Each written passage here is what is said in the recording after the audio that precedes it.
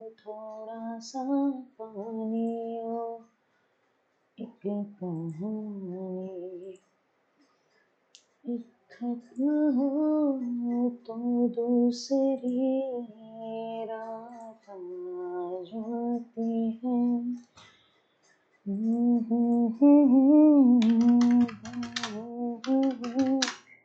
बातें आ जाती है।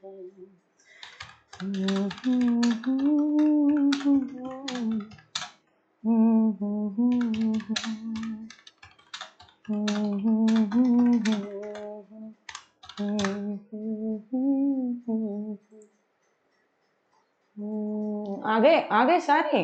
अरे सब आ गए, बहुत बढ़िया बहुत बढ़िया। आ जाओ बगड़ बिल्लों, आ जाओ मेरे बच्चा।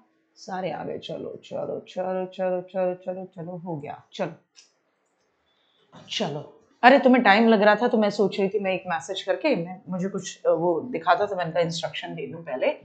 अच्छा, कल क्लास क्यों नहीं हुई थी ये तो तुम पूछोगे गुड्डा। तो देखो, ये है कि कल मुझे सुबह से ही फीवर फील हो रहा था, लेकिन दिक्कत ये होती है ना कि दवाई ले लेता है ना फिर आदमी, तो उसके बाद एक तो होता है बिना दवाई लिए तुम चला रहे हो तो चल जाता है बढ़िया, फिर दवाई लेके तुम लेट जाओ ना तो फिर उसके बाद तुम्हारी बैंड बज जाती है। तो वही हो गया था कि मैं दवाई लेने के बाद फिर मेरी बैंड बज गई, और जब मेरी बैंड बज गई तो फिर तो बैंड बज ही गई, फिर तो समझ ही गए हो ना मतलब बात को, ये वाला मामला हो गया। तो ऐसा कुछ था।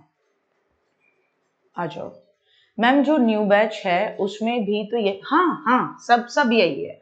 बस क्या है, वो तुमसे पूरा लगभग लगभग 1 डेढ़ महीना पीछे हैं, ठीक है ना, वो तुमसे क्या है 1 डेढ़ महीना पीछे हैं, और ऐसा कुछ नहीं रहेगा। हम क्या है, हम अप्रैल में अपना कंप्लीट करके मई से, है ना, पर डे एक चैप्टर उसको 10 मिनट पहले यूट्यूब पे रिवाइज कराया करूंगी और क्वेश्चन आंसर कराया करूंगी उसके। तो हमारा मामला ये चलेगा, समझ रहे हो ना। तो हमारा मामला इस तरीके से चल रहा होगा, और उस बीच वो अपनी पढ़ रहे होंगे, सिर्फ इतना अंतर है और कुछ भी ऐसा आंसर नहीं है।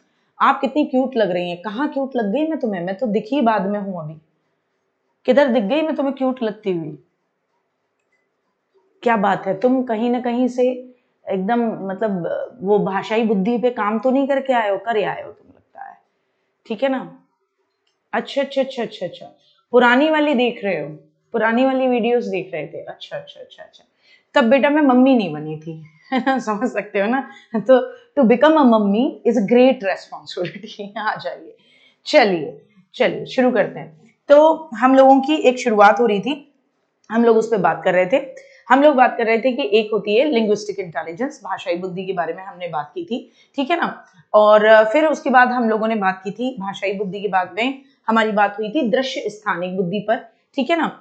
दृश्य स्थानिक बुद्धि के बाद में हम लोगों ने बात की थी कि तार्किक गणितीय बुद्धि, जिसको हम बोलते हैं लॉजिकल मैथमेटिकल इंटेलिजेंस।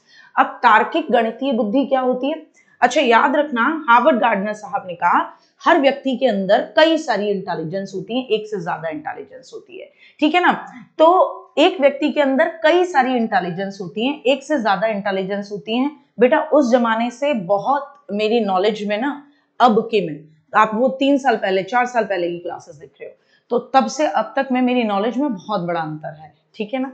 आपको यूं कह रही है तब आप बहुत अच्छा पढ़ा रही थी, मैं अब उससे भी ज्यादा बेहतर पढ़ाती हूँ, उससे भी ज्यादा आसान भाषा में, उससे भी ज्यादा कंटेंट, उससे भी ज्यादा चीजों को डिलीवर करना, ठीक है ना। हाँ वो एक बात है कि उस समय बच्चे हमारे जो थे वो पढ़ने पे ज्यादा फोकस करते थे, कमेंटिंग वगैरह कम करते थे, तो हम क्या है बहुत क्विक मजाक और ये सब कुछ बीच बीच में हम उठाते थे, ठीक है ना। तो वो टॉपिक्स जो थे उनको पढ़ाने में हंसी मजाक या जो क्विक विटीनेस होती है वो ज्यादा इन्वॉल्व करी जा सकती थी।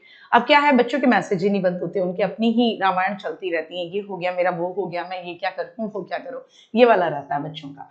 आ जाओ, तो तार्किक गणितीय बुद्धि की बात करें, लॉजिकल मैथमेटिकल इंटेलिजेंस की, तो तार्किक गणितीय बुद्धि यानी आप कैसे तर्क करते हैं, कैसे आप मैथ्स की प्रॉब्लम्स को सॉल्व करते हैं। तो जरूरी नहीं है कि मैथ्स में आपको पेरीमीटर निकालना आता हो, परिमाप निकालना आता हो या क्षेत्रफल निकालना आता हो।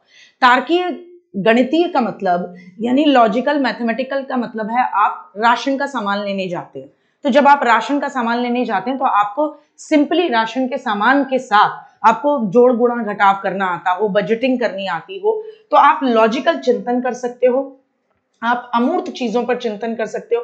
तो जनरली साइंटिस्ट, मैथमेटिशियंस, आपके मनोवैज्ञानिक भी करते हैं, साइकोलॉजिस्ट, फिलोसोफर, इकोनॉमिस्ट, ये लोग जो होते हैं इनके अंदर तार्किक गणितीय बुद्धि होती है। आप ये सोचिए ना, कोई भी इकोनॉमिस्ट जो होगा, कोई भी अर्थशास्त्री जो होगा, वो इस समय पे क्या बताएगा? तो आप सब जानते हो कि कोई भी जो अर्थशास्त्री होगा वो इस समय पे ये बताएगा ना कि अरे यार देखो भैया, कोरोना जैसे काल हो जाएंगे, है ना, चीजें बहुत महंगी हो जाएंगी, ये हो जाएगा, वो हो जाएगा। तो इन सब चीजों के बारे में बात करेगा। तो वो इस समय की जो घटनाएं घट रही हैं उनके साथ कनेक्शन लगाएगा, उनके साथ चीजों का लिंकअप जोड़ेगा, और लिंक जोड़ने के बाद फिर बताएगा कि भैया ये होगा। तो तार्किक गणितीय बुद्धि वाला व्यक्ति जो होता है वो अमूर्त चीजों का चिंतन करता है, जो डेटा उसके सामने होता है उसको एनालाइज करके बता पाता है कि फ्यूचर में क्या होगा। जैसे शेयर मार्केट के अंदर भी जो होते हैं सटोरिया जो होते हैं, तो शेयर मार्केट को स्टडी करने वाला वो जो व्यक्ति है उसमें भी लॉजिकल मैथमेटिकल इंटेलिजेंस है। क्यों है? क्योंकि वो ये बता पाएगा कि किस शेयर का प्राइस बढ़ेगा और किसका घटेगा। ऐसे ही साइंटिस्ट हैं, मैथमेटिशियंस हैं, उनके अंदर भी होती है ना। साइकोलॉजिस्ट हैं, उनके अंदर भी तार्किक गणितीय बुद्धि है। दार्शनिक फिलोसोफर्स के अंदर भी है, क्योंकि वो लॉजिक्स के साथ में बात करते हैं कि अगर आप ऐसे करते रहोगे तो आपके संग ये रहेगा, है ना, ये वाली बात। अच्छा, इनके अंदर विशेष तौर पर मैं अगर आपसे बात करूं कि किसके अंदर इंट्रापर्सनल इंटेलिजेंस भी होती है, तो याद रखना, जैसे मनोवैज्ञानिक हो गए, दार्शनिक हो गए, है ना, इकोनॉमिस्ट हो गए, ये दूसरे व्यक्तियों की भावनाओं को भी समझते हैं, तो इनके अंदर इंट्रापर्सनल यानी अंतरावैयक्तिक, इंट्रापर्सनल इंटेलिजेंस भी देखने को मिलती है। आगे ही देखेंगे इसको, आगे इसको यहाँ पे छोड़ दो कि मैंने ऐसा कुछ बोला भी है। तुम सिर्फ इतना याद रखो कि ये लोग जो हैं इनके अंदर तार्किक गणितीय बुद्धि होती है। ठीक, आ जाओ। फिर आती है म्यूजिकल इंटेलिजेंस, लय, सुर, ताल की समझ। संगीतकार, गायक, इंस्ट्रूमेंट बजाने वाले, कोई भी जब तुम्हारी बुराई करे तो आप क्या करोगे? डील करके करोगे, मुस्कुरा के डील कर रहे हो। म्यूजिकल इंटेलिजेंस आपके अंदर है, आप किस तरीके से उस समस्या का समाधान कर रहे हो, किसी भी हाँ, है ना, म्यूजिकल इंटेलिजेंस में आप म्यूजिक की एक अच्छी समझ रख रहे हो, तो इस तरीके का मामला आपका रहेगा। शारीरिक गतिक बुद्धि वाले, शरीर पर पूरी तरीके से नियंत्रण होता है, इसे काइनेस्थेटिक इंटेलिजेंस भी बोलते हैं। काइनेस्थेटिक इंटेलिजेंस यानी शारीरिक गतिक बुद्धि। ये वाला व्यक्ति जो होते हैं इनका शरीर में फ्लेक्सिबिलिटी होगी, शरीर का बहुत अच्छा प्रयोग ये कर पाते हैं, पूरी तरीके से फ्लेक्सिबल, मुड़ गए, तुड़ गए, ऐसे ऐसे, पोल डांसर कर पाते हैं, ठीक है ना, पोल डांसर बन पाते हैं, बढ़िया एकदम पोल पे इनको छोड़ दो, लटक लटक के नाचेंगे, ठीक है। तो ये अच्छे डांसर, उनके अंदर भी काइनेस्थेटिक बॉडी इंटेलिजेंस देखने को मिलती है। एथलीट के अंदर, खिलाड़ी के अंदर, कोई भी अभिनेता या अभिनेत्री होती है उसमें, विमान के पायलट में, नाविक में, सर्जन में, इन सब में कौन सी बुद्धि होती है? इन सब में बॉडीली काइनेस्थेटिक इंटेलिजेंस होती है। आप सोचिए, एक सर्जन है, सर्जन का अगर अपने शरीर पर कंट्रोल ना हो तो वो कर रहा है हार्ट सर्जरी, और अगर कुछ 1 mm भी कट गलत लग गया, सामने वाला व्यक्ति मर जाएगा, है ना। आप ब्रेन सर्जरी कर रहे हो, सर्जन बहुत कम होते हैं, कितने सालों की प्रैक्टिस के बाद सर्जन बनते हैं। तो आप सोचिए कि एक सर्जन अगर काम कर रहा है तो उसके अंदर बॉडीली काइनेस्थेटिक इंटेलिजेंस होगी, यानी इतनी जबरदस्त शारीरिक गतिक कौशल होगा उसके अंदर कि वो अपने शरीर पर पूरी तरह नियंत्रण रखना जानता होगा। म्यूजिकल इंटेलिजेंस वाला व्यक्ति संगीत में बुद्धि, सुर, ताल, लय की एक बहुत जबरदस्त समझ रखता होगा। फिर आती है इंटरपर्सनल और इंट्रापर्सनल, मेरे साथ बोलेंगे, एक है इंट्रापर्सनल और एक है इंटरपर्सनल। हिंदी में अंतरवैयक्तिक और इंटरा का मतलब क्या होगा? इंटरा का मतलब अंतरा, इंटरा का मतलब क्या? अंतरा, इंटरा का मतलब क्या? अंतरा, अपने अंदरा। तो इंटरपर्सनल इंटेलिजेंस याद रखेंगे, मेरे साथ बोलेंगे, इंटरपर्सनल इंटेलिजेंस अंतरवैयक्तिक बुद्धि, इंटरपर्सनल बोलेंगे। क्या बोलेंगे? Interpersonal intelligence. ये व्यक्ति इंटर लव मैरिज होती है। इंटरकास्ट मैरिज क्या होती है? इंटरकास्ट दूसरी कास्ट में मैरिज। इंटरकॉम क्या होता है? दूसरे से बात करने का। इंटरसिटी क्या होती है? एक जगह से दूसरी जगह, एक शहर से दूसरी शहर जाने वाली बस। इंटरसिटी हो गई, इंटरकास्ट हो गई, है ना, इंटर रिलीजन हो गई। इसका मतलब क्या होता है? इंटर रिलीजन का मतलब दूसरे धर्म में विवाह। तो इससे आपको याद रहेगा। तो इसका मतलब जब आप दूसरों के भाव, दूसरों की समझ, दूसरों की इच्छाएं, दूसरों के व्यवहारों को समझ पाते हैं, तो आपके अंदर इंटरपर्सनल इंटेलिजेंस है। यानी कोई व्यक्ति आपसे ये बोल रहा है कि बाबू मैं तुमसे बहुत प्यार करता हूं, लेकिन आप समझ पा रहे हो कि तुम्हारी लग गई है गवर्नमेंट जॉब, और तुम्हारी न केवल गवर्नमेंट जॉब लग गई है, तुम्हारा खुद का इकोनॉमिकल जो बैकग्राउंड था पहले से ही घर का, वो बढ़िया है, तुम लॉयल व्यक्ति हो, तुम एकदम बढ़िया तरीके की महिला हो या बढ़िया तरीके के पुरुष रहे हो, तुम्हारा पढ़ाई से और घर परिवार से अलग कोई लेना देना नहीं रहा है, और अब तुम्हारी गवर्नमेंट जॉब भी लग गई है। तो कोई भी कहे कि बाबू मैं तुमसे प्यार करता हूं, तो समझ जाओ पहले इंटरपर्सनल, दूसरे के भाव, दूसरे की इच्छाएं, दूसरे के व्यवहार को समझने की कोशिश करो कि ये बाबू से ही प्यार क्यों कर रहा है। बाबू से प्यार करने के पीछे का कारण है कि बाबू जो है वो गवर्नमेंट एम्प्लॉई है आज, बाबू जो है वो लॉयल है, और ये जो सामने वाला बाबू है वो पहले ही कहीं 10 जगह क्या है देखकर दुनिया को आया हुआ है, और तब इसको समझ में आया है, तो ये गाना गा रहा है कि किसका चेहरा अब मैं देखूं तेरा चेहरा देखकर, मेरी आंखों ने चुना है तुझे दुनिया देखकर। अब लड़की इस बात पे खुश हो रही है, मेरा बाबू मेरे लिए गाना गाता है कि किसका चेहरा अब मैं देखूं तेरा चेहरा देखकर, मेरी आंखों ने चुना है तुझे दुनिया देखकर। अरे इसमें मेरी आंखों ने चुना है तुझे दुनिया देखकर, इसमें भाव छुपा हुआ है। अगर इंटरपर्सनल इंटेलिजेंस हो तो लड़की समझ जाएगी, भाषाई बुद्धि के साथ साथ सामने वाले बाबू में क्या है, बहुत चतुराई भी है। वो साफ कह रहा है कि मेरी आंखों ने चुना है तुझको दुनिया देखकर। तो देखो दीदी, तुम्हारे पास आने से पहले मैंने पूरी दुनिया में देख लिया था, है ना, तो मुझे ठीक लगी क्योंकि तुम्हारा मेरा टेम्परामेंट मैच कर जाएगा। तो इस चीज को इंटरपर्सनल इंटेलिजेंस वाला व्यक्ति समझ पाएगा कि दूसरे व्यक्ति के मन के भाव क्या हैं, इच्छाएं क्या हैं, व्यवहार का रीजन। तो ऐसे व्यक्ति साइकोलॉजिस्ट बन पाते हैं। तो कभी भी मनोवैज्ञानिक बनने का मन करे, कभी भी मनोवैज्ञानिक बनने का मन करे, तो हमेशा इस चीज को याद रखना, दूसरे के मन में क्या चल रहा है ये समझ आपकी अच्छी होनी चाहिए। इंसान को पढ़ना आता होना चाहिए। किताबें बहुत सी पढ़ी होंगी तुमने, मगर कोई चेहरा भी दिल से पढ़ा है मेरी जान, नजर से पढ़ा है, बता मेरे चेहरे पे क्या क्या लिखा है। तो भाई साइकोलॉजिस्ट बनना है तो आपको क्या आना चाहिए, इंटरपर्सनल इंटेलिजेंस होनी चाहिए। आपको इंसान को पढ़ना आना चाहिए, आपको समझ में आना चाहिए कोई व्यक्ति क्या चाह रहा है, क्या उसकी सोच है। परामर्शदाता काउंसलर बनोगे तो भी आपको समझ में आना चाहिए इंटरपर्सनल, दूसरा क्या महसूस कर रहा है, क्या उसकी समझ है। दुकानदार में भी इंटरपर्सनल इंटेलिजेंस होती है। दुकानदार को आप जानते हो, वो पहले ही देख के समझ जाता है कि कौन कार से उतरा है, तो बोले कार से उतरा है और गर्मी है ना। दुकानदार की बुद्धि देखना, कार से उतरा है, गर्मी है और कार में एसी चल रहा होगा, तो इसको जो भाव बोलोगे ये उस भाव के साथ तुम्हारे मतलब जो है सब्जी लेगा, ये ज्यादा समय बर्बाद नहीं करेगा। तो वो फट से आपको महंगी सब्जी देके, सर आप बैठिए मैं जा रहा हूँ, वो तोलने में भी डांडी मारेगा हर तरीके से, और उसके बाद तुम्हारी इसी कार में तुम्हें सामान देके चला जाएगा, क्योंकि उसको पता है ये बाहर ही नहीं निकलेगा, चिलचिलाती धूप में तो बिल्कुल नहीं। तो दुकानदार इंटरपर्सनल इंटेलिजेंस, व्यापारी आइए आइए भाभी जी, आइए आइए आइए, ठीक है ना। क्या क्या कहेंगे, आइए आइए भाभी जी, आइए आइए, बैठिए, ये करिए वो करिए। व्यापारी में भी इंटरपर्सनल इंटेलिजेंस है। व्यापारी बहुत अच्छे तरीके से जानता है कि ये महिला आएगी और आते ही सीधे 1,500 रुपए कम कराएगी, तो इसमें 1,500 रुपए लगा के बोल दो।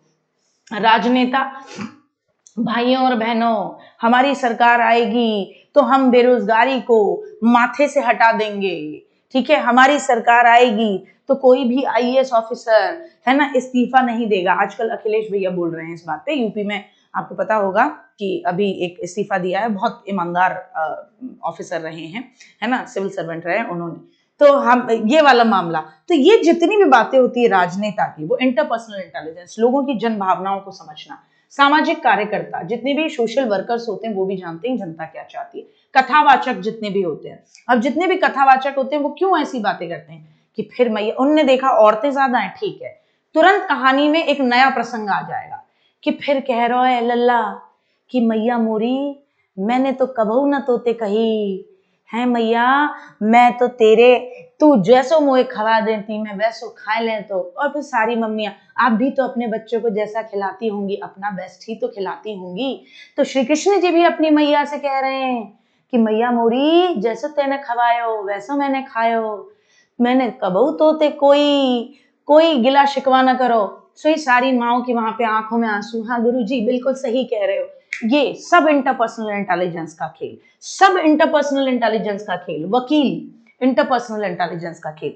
कन्वेक्शन, तुम्हारा केस तुम्हारा भाई लड़ेगा, तुम्हें 10 मिनट के अंदर तुम्हें बेल मिलेगी, वो 10 मिनट कभी आए ही नहीं रहे, ठीक है, जज साहब के सामने जाके फिर अगली तारीफ दे रहा है। फिर देखो कन्वेक्शन, दूसरों को व्यवहार को समझना, दूसरों की इच्छाओं को समझना, दूसरों के मन में क्या चल रहा है उसे समझना। हाँ, रिंकू सिंह आईएएस ऑफिसर, अभी तो उनका वो चल रहा था, एज अ एसडीएम ही पोस्टेड थे, अभी तो बहुत लंबे समय से उनको कोई काम ही नहीं दे रहा था तो उन्होंने छोड़ दिया। कितना ईमानदार व्यक्ति है सोचिए, ठीक। तो इनके अंदर कौन सी इंटरपर्सनल इंटेलिजेंस, कोई दिक्कत तो नहीं हुई समझने में। नेक्स्ट टाइम फिर आती है इंटरा, अंतरा, इंटरा अंतरा, यानी अपने अंदर झांकना, अपनी इच्छाओं को, अपनी भावनाओं को, अपने विचारों को समझना। कई बार ऐसा होता है तुम्हारे मन में बस ऐसे करता है रो लें, क्यों रो लें, बिना फालतू रोने का मन है, क्यों। इंटरा, आप पूछते हो क्या बात है, कि नहीं पता बस रोने का मन कर रहा है। इंटरा पर्सनल इंटेलिजेंस नहीं, उसको पता ही नहीं है कि उसका रोने का मन क्यों कर रहा है। व्यक्ति जब खुद की भावनाओं, खुद की इच्छाओं, खुद की मोटिवेशन को जानने लगेगा कि मेरा प्लस पॉइंट क्या है, मेरा वीकनेस क्या है, जब व्यक्ति ये जानने लगता है तो इंट्रापर्सनल इंटेलिजेंस है। अंतरा, इंट्रापर्सनल इंटेलिजेंस तब होगी जब तुम अपना प्लस पॉइंट जानते हो, तुम अपना नेगेटिव पॉइंट जानते हो, तुम अपनी मोटिवेशन जानते हो, तुम अपनी भावनाएं जानते हो, तुम अपनी इच्छाएं जानते हो, मतलब तुम खुद को कंट्रोल करना जानते हो। इंट्रापर्सनल इंटेलिजेंस सब में नहीं है। आजकल का जो जनरेशन है तुम्हारी, उसमें इंट्रापर्सनल इंटेलिजेंस ही तो नहीं है, उसको खुद ही नहीं पता उसको क्या करना है। अभी 10 मिनट पहले तक आलतू फालतू की बातें चल रही थी, टॉपिक में लाना पड़ा है मुझे तो एकदम ऐसे खींच के, प्रैक्टिकल एग्जाम्पल्स दे के, तरीके से, ताकि तुम्हारे मन के जो अपने कुलबुलाते कीड़े हैं प्लास्टिक वाले, उनको तुम दबा दो, क्योंकि वो प्लास्टिक के हैं, तुम्हारे मन में पैदा ही रहेंगे, सदैव रहेंगे, मर ही नहीं सकते। एक को खाना खिलाऊंगी दूसरा पैदा हो जाएगा। तो इंटरा, तुम खुद को समझ पाओ, खुद की मोटिवेशन, खुद के प्लस पॉइंट्स को समझ पाओ, ऐसा व्यक्ति दार्शनिक होता है, फिलोसोफर होता है। एक बार सब लोग हाथ खड़ा करें, जाकिर साहब को किसी ने सुना है? जाकिर खान, जाकिर खान अगर किसी ने सुने हैं तो मुझे बताइए। जाकिर खान को मैं पिछले 10 साल से जानती हूँ, 10 साल से ऐसे नहीं है मेरे घर के पड़ोस का रहने वाला व्यक्ति है। जाकिर खान को 10 साल से ऐसे जानती हूं कि बता दें तुम्हें, मेरी इंस्टाग्राम पे या मेरे फेसबुक पे पर्सनली हम लोग कनेक्टेड हैं। विजेंद्र काला एक बहुत बड़े आर्टिस्ट हैं और उनसे मेरी पर्सनल जानकारी है, क्योंकि एक समय पे मैं थिएटर में मेरा बहुत इंटरेस्ट था, तो मैंने थिएटर बहुत किया है, क्योंकि मुझे लगता है कि जीवन मेरा कम है और उस जीवन में जो मुझे अच्छा लगता है मैं वो सब करके जाऊंगी, ठीक। तो मैंने थिएटर बहुत किया है, मैंने ऑल इंडिया रेडियो पे अनाउंसमेंट किए हैं, ऑल इंडिया रेडियो पे कविताएं पढ़ी हैं, कहानियां भी लिखी हैं, जो मेरा मन था वो सब किया है मैंने। तो उनके थ्रू जाकिर साहब से हमारी एक बार बातचीत हुई। आप सब जाकिर को जानते होंगे, जाकिर खान बहुत बड़े भारत के स्टैंड अप कॉमेडियन, पूरे एशिया में पहला बंदा जो अमेरिका के, है ना, स्क्वायर गार्डन के अंदर, मतलब उसमें मैं नाम जगह भूल रही हूँ क्या था वो, कौन सा हॉल था जहां पे जाके उन्होंने मतलब वो पूरा प्रोग्राम किया था अपना, कॉमेडियन है, ठीक है ना। अच्छा, तो जाकिर खान की अपनी जो अंडरस्टैंडिंग है ना, वो दार्शनिक आदमी है। वो क्या है, वो दार्शनिक आदमी है। क्यों? उसको इंट्रापर्सनल इंटेलिजेंस बहुत है, उसके अंदर भाषाई इंटेलिजेंस है, इंटरपर्सनल इंटेलिजेंस भी है, लेकिन उससे पहले इंट्रापर्सनल इंटेलिजेंस होनी चाहिए। इंट्रापर्सनल इंटेलिजेंस का मतलब आप खुद को जानना, आप खुद को कितना जान रहे हो। जब आप खुद को जान पाओगे तो आप दुनिया को जान पाओगे। मेरी बात को समझ रहे हो? जब आप खुद को जान पाओगे तो दुनिया को जान पाओगे। तो इंट्रापर्सनल इंटेलिजेंस वाला आदमी आध्यात्मिक होता है, दार्शनिक होता है, उसकी अपनी एक समझ होती है। याद रखना एनसीईआरटी क्लास 12 में केवल 8 प्रकार की बुद्धि को बताया गया है, ये बात याद रखना है ना, ये बात याद रखनी है कि एनसीईआरटी की किताब 8 में केवल कितने तरीके की, 12वीं क्लास में केवल 8 प्रकार के इंटेलिजेंस को ही लिया गया है वहां पर, ठीक है ना। अच्छा, उसके बाद बात करूं 1998 में इन्हीं ने, हार्वर्ड गार्डनर साहब ने प्रकृतिवादी यानी नेचुरलिस्टिक इंटेलिजेंस जोड़ी कि जिसके अंदर प्रकृतिवादी बुद्धि होगी उसमें प्रकृति की बहुत अच्छी समझ होगी, उसमें क्या होगी, प्रकृति की बहुत अच्छी समझ होगी, यानी वो एक अच्छा किसान होगा, है ना। Madison Square garden, yes that's was Madison Square garden. प्रकृति की अच्छी समझ होगी, वो व्यक्ति अच्छा शिकारी होगा। शिकारी प्रकृतिवादी, दीदी शिकारी कैसे हो सकता है जी, आप और हम अपने ऊपर ही शिकार करवा लेंगे। आप जाओगे एकदम कि हम जा रहे हैं जंगल सफारी करने, जाओ बेटा जी, किसी ने मना नहीं किया, तुम जंगल सफारी करने जाओ।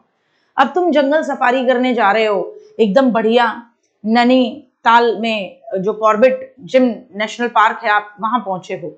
अब वहां पे आपको पता है कि जो आपका गाइड है वो नेचुरलिस्टिक इंटेलिजेंस का माहिर है, उसने तुरंत बता दिया कि यहाँ पे ये पंजों के निशान जो हैं टाइग्रेस के हैं और ये अभी अभी बने हुए हैं, ये पुराने नहीं हैं। तो मैं सभी से चाहूंगा कि अपनी मुंडी और अपना बचा हुआ शरीर लेके अंदर की तरफ रहें। तो ये जो एक अंडरस्टैंडिंग है वो शिकारी भी रखता है, वो आपका एक फॉरेस्ट गार्ड भी रखता है। क्यों? क्योंकि ये लोग जो हैं इनको प्रकृति की समझ होती है, जानवरों की बोलियों की समझ होती है, इनको पेड़ों की, है ना, हवा किधर से चल रही है तो बारिश होगी, इसकी समझ होती है। तो किसान में, शिकारी में, एक ट्रेवलर में, भूगोल वेता जो ज्योग्राफर होता है उसमें, जूलॉजिस्ट में, बॉटनिस्ट में, इनके अंदर प्रकृतिवादी बुद्धि होती है। फिर सन 2000 में इन्होंने अस्तित्ववादी यानी एग्जिस्टेंशियल इंटेलिजेंस जोड़ी। कौन सी इंटेलिजेंस जोड़ी? अस्तित्ववादी यानी एग्जिस्टेंशियल इंटेलिजेंस जोड़ी, कि जिसके अंदर अस्तित्ववादी बुद्धि होगी, जिसके अंदर अस्तित्ववादी बुद्धि होगी, वो व्यक्ति जीवन और मृत्यु जैसे तथ्यों को खोजने और समझने की कोशिश करेगा, तो दार्शनिक होगा। तो दार्शनिक में इंट्रापर्सनल इंटेलिजेंस भी है और अस्तित्ववादी भी है। जी बिल्कुल, जी बिल्कुल है। अस्तित्ववादी के आप जानोगे जीवन क्या है, मरण क्या है, कैसे बेहतर हो सकता है। अब आप बताओ, गुड़िया पूछ रही है अजीत डोभाल में कौन सी बुद्धि है। मैंने बताया था कि जो व्यक्ति डिप्लोमेट होगा, डिप्लोमेट कूटनीतिज्ञ होगा, उसमें कौन सी बुद्धि होगी? भाषाई इंटेलिजेंस सबसे ज्यादा। कौन सी इंटेलिजेंस? भाषाई इंटेलिजेंस सबसे ज्यादा अजीत डोभाल में। तार्किक गणितीय बुद्धि है कि अगर देश में ये घट रहा है, विश्व में ये घट रहा है, तो इसका लिंकअप क्या है?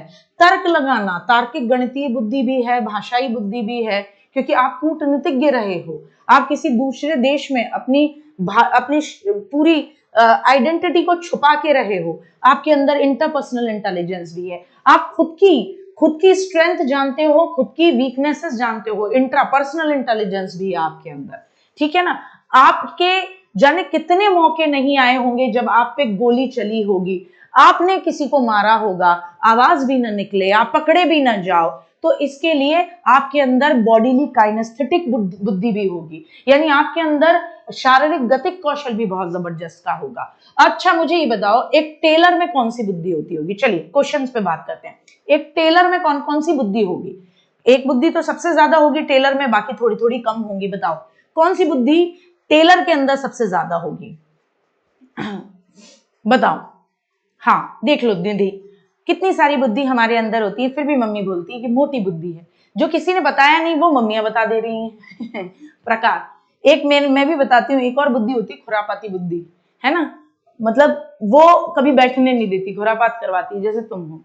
अच्छा, टेलर में दार्शनिक बुद्धि है, वाह वाह दित्या, टेलर में दार्शनिक बुद्धि है, शारीरिक गतिक। क्यों? क्योंकि उसका अपनी बॉडी पर फुल्ली कंट्रोल है। कभी देखा टेलर की उंगली चली गई है, ओ भाई साहब 2 मिनट रुकिएगा, मेरा हाथ सिल गया है इस पजामे के साथ में, अच्छा निकाल लो, नहीं होता ना, बॉडीली काइनेस्थेटिक। और बताओ, शारीरिक गतिक तो सबसे ज्यादा है। और स्पैटियल, बहुत बढ़िया, स्पैटियल दृश्य स्थानिक, वो उस कपड़े में शर्ट देख पा रहा है, वो उस कपड़े में सलवार सूट देख पा रहा है, हमें वो कपड़ा ही नजर आ रहा है बेटा। तो टेलर ऐसे कट लगाऊंगा, ऐसे बनाऊंगा, तो उसके अंदर वो है। और तार्किक गणितीय भी होती है, भाई साहब इतने में नहीं बनेगी, अरे आप मान ही नहीं रहे, अरे आपका शरीर देखिए, कपड़ा देखिए। वो पहले नापने से पहले बता देता है बंदा, बता देता है कि नहीं बता देता, फिर कहता है ठीक है लीजिए लीजिए, पड़ गई कम, इतने सालों का एक्सपीरियंस है भाई साहब, क्या बात करते हो, थोड़ा और कपड़ा ले आओ, चलो मैं कर दूंगा, यहाँ पांचा लगा दूंगा, ये कर दूंगा, ऐसे कर दूंगा। तो लॉजिकल तार्किक गणितीय होगी, ठीक है ना, तार्किक गणितीय हो गई क्योंकि मापन भी कर रहा है, लॉजिक भी लगा रहा है, स्पैटियल भी हो गई, शारीरिक गतिक भी हो गई, और क्योंकि वो दुकानदार है, उसकी दुकानदारी अच्छी तभी चलेगी जब उसके अंदर इंटरपर्सनल इंटेलिजेंस होगी। लेकिन सारी इंटेलिजेंस होंगी उस दुकानदार के अंदर, सारी इंटेलिजेंस होंगी, लेकिन सबसे ज्यादा कौन सी इंटेलिजेंस होगी? भाषिक भी हो सकती है, भाषिक भी इंटेलिजेंस हो सकती है, भाषाई इंटेलिजेंस भी, लेकिन सबसे ज्यादा कौन सी इंटेलिजेंस होगी? सबसे ज्यादा कौन सी इंटेलिजेंस होगी? सबसे ज्यादा शारीरिक गतिक होगी, है ना, सबसे ज्यादा कौन सी होगी? शारीरिक गतिक। अब तुम बताओ, मैं तुमसे क्वेश्चन पूछूंगी और तुम जवाब दोगे मुझे, तुम बताओ कि कौन कौन सी इंटेलिजेंस तुम्हें लगती हैं कि व्यक्ति के अंदर होंगी। मैं बताती हूं तुम्हें, तुम मुझे बताना।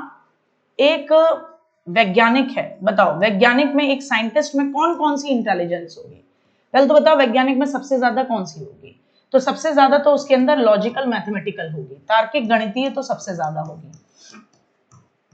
तार्किक गणितीय उसके अंदर सबसे ज्यादा होगी, ठीक।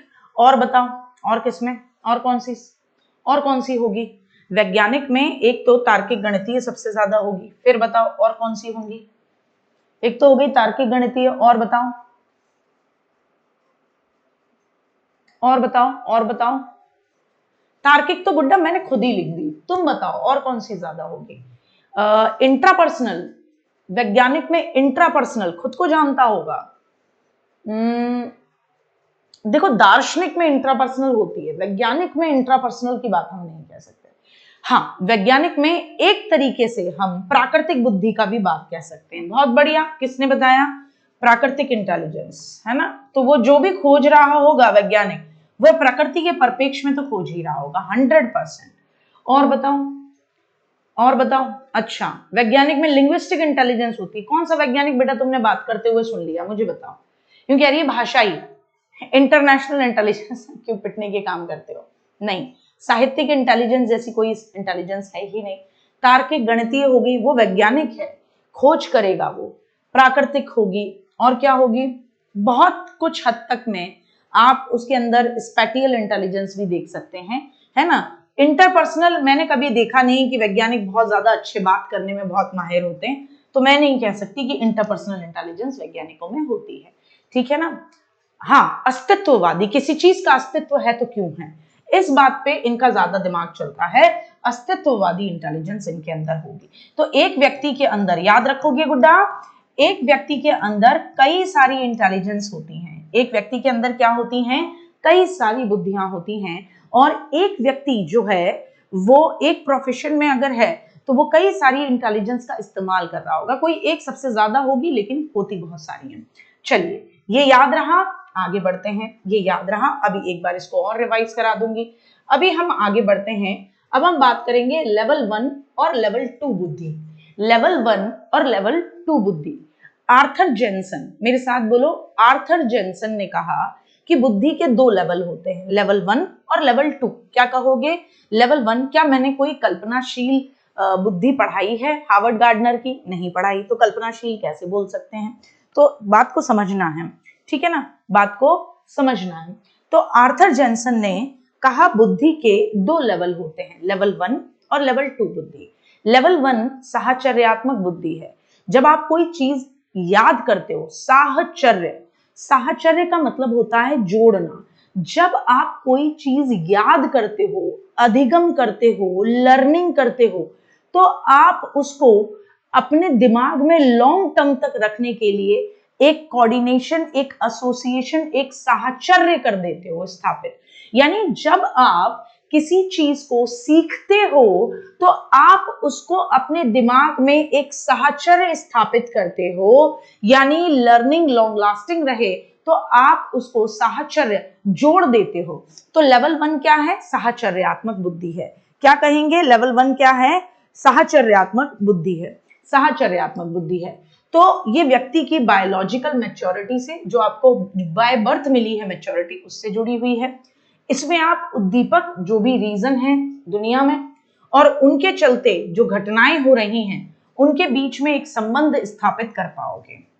एक संबंध स्थापित आप कर पाते हो। यानी आप क्या कर पाते हो? स्टिमुलस जो होता है, उद्दीपक यानी स्टिमुलस जो आपको उत्तेजित करता है, उद्दीपक यानी स्टिमुलस जो आपको उत्तेजित करता है, जिसके चलते आप कोई अनुक्रिया यानी कोई काम करते हो, यानी कोई घटना घटती है, उनके बीच में आप संबंध स्थापित कर पाते हो। तो ये स्टिमुलस के चलते उद्दीपक, जानते हो ना, उद्दीपक या उत्तेजक या स्टिमुलस, वो बुद्धि या उसके बारे में बात करेंगे जो आपको उत्तेजित करे।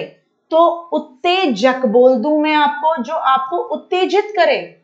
उद्दीपक कह दूं मैं उसे, जो आपको कोई काम करने पर मजबूर करे। या स्टिमुलस कह दूं मैं उसको, स्टिमुलस हो, उद्दीपक हो या उत्तेजक हो, कोई भी ऐसी चीज वातावरण में जो आपको कोई काम करने, कोई अनुक्रिया करने के लिए प्रेरित करती है, उसे हम क्या कहते हैं? उद्दीपक कहते हैं। क्या कहेंगे?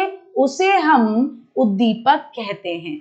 तो आर्थर जेनसन ने बुद्धि के 2 टाइप बताए, लेवल 1, लेवल 2। मेरे साथ बोलो, आर्थर जेनसन ने बुद्धि के 2 टाइप बताए, लेवल 1, लेवल 2। लेवल 1 बुद्धि साहचर्यात्मक बुद्धि होती है। वो ये बताती है कि प्रकृति में कोई उद्दीपक है, उसके चलते जो घटनाएं घट रही हैं, उनके बीच में क्या संबंध, क्या साहचर्य है।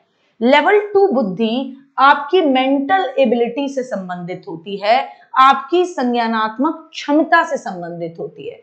लेवल 1 साहचर्य से संबंधित, लेवल 2 संज्ञानात्मक क्षमता से रिलेटेड। यानी आप तर्क और किस तरीके से प्रॉब्लम का समाधान कर पाते हो, उससे रिलेटेड बुद्धि होती है। यानी आपके सामने कोई प्रॉब्लम आती है, तो आप प्रॉब्लम का समाधान कैसे कर पाते हो, कैसे तर्क करते हो, इसे हम लेवल 2 की बुद्धि कहते हैं। लेवल 1 की बुद्धि कि आपके सामने कोई घटना घटे, तो आप उसके उद्दीपक की क्या कारण था और ये घटना इसीलिए घटी है, इनके बीच में संबंध स्थापित, साहचर्य स्थापित कर पाते हो, तो उसे हम लेवल 1 बुद्धि कहते हैं। तो लेवल 1 और लेवल 2 बुद्धि किसने दी? आर्थर जेनसन ने दी। किसने दी? Arthur Jensen. क बुद्धि या ख बुद्धि, जिसे ए और बी इंटेलिजेंस कहते हैं, हैब ने दी। ये मैं पहले भी पढ़ा चुकी हूं, जब मैंने आपको किसके बारे में पढ़ाया था? बर्नन के बारे में पढ़ाया था।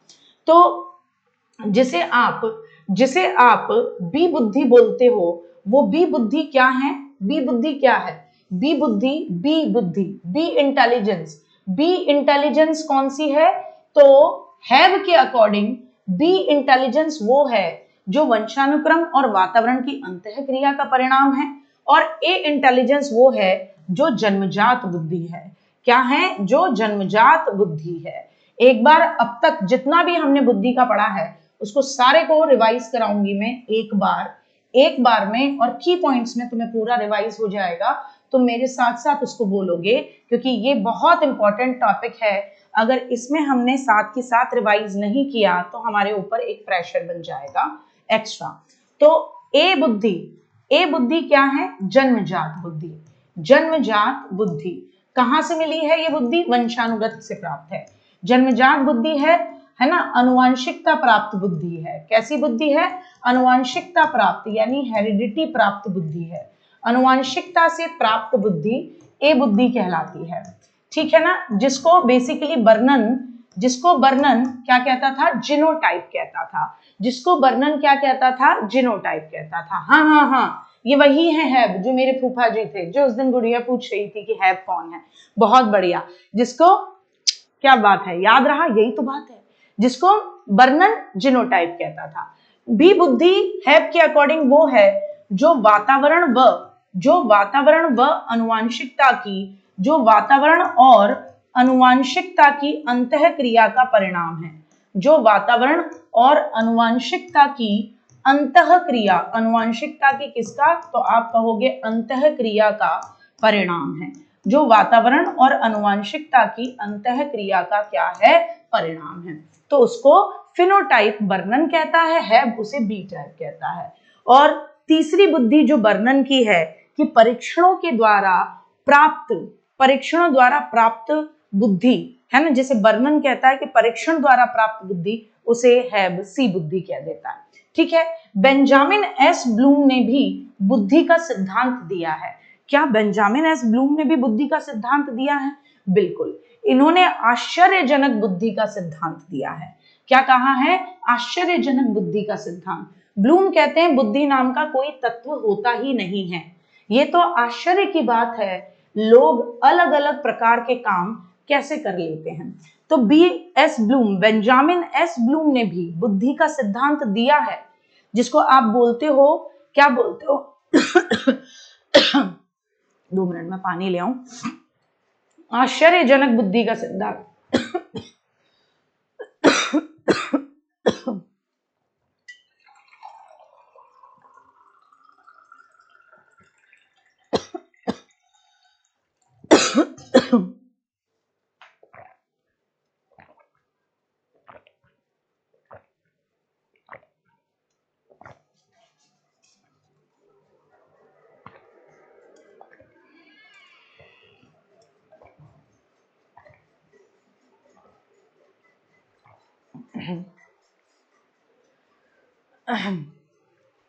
तो इन्होंने क्या कहा, बुद्धि नाम का कोई तत्व होता ही नहीं है। ये तो आश्चर्य की बात है कि लोग अलग अलग प्रकार के काम कैसे करते हैं, तो इसे आश्चर्यजनक बुद्धि का सिद्धांत कहते हैं।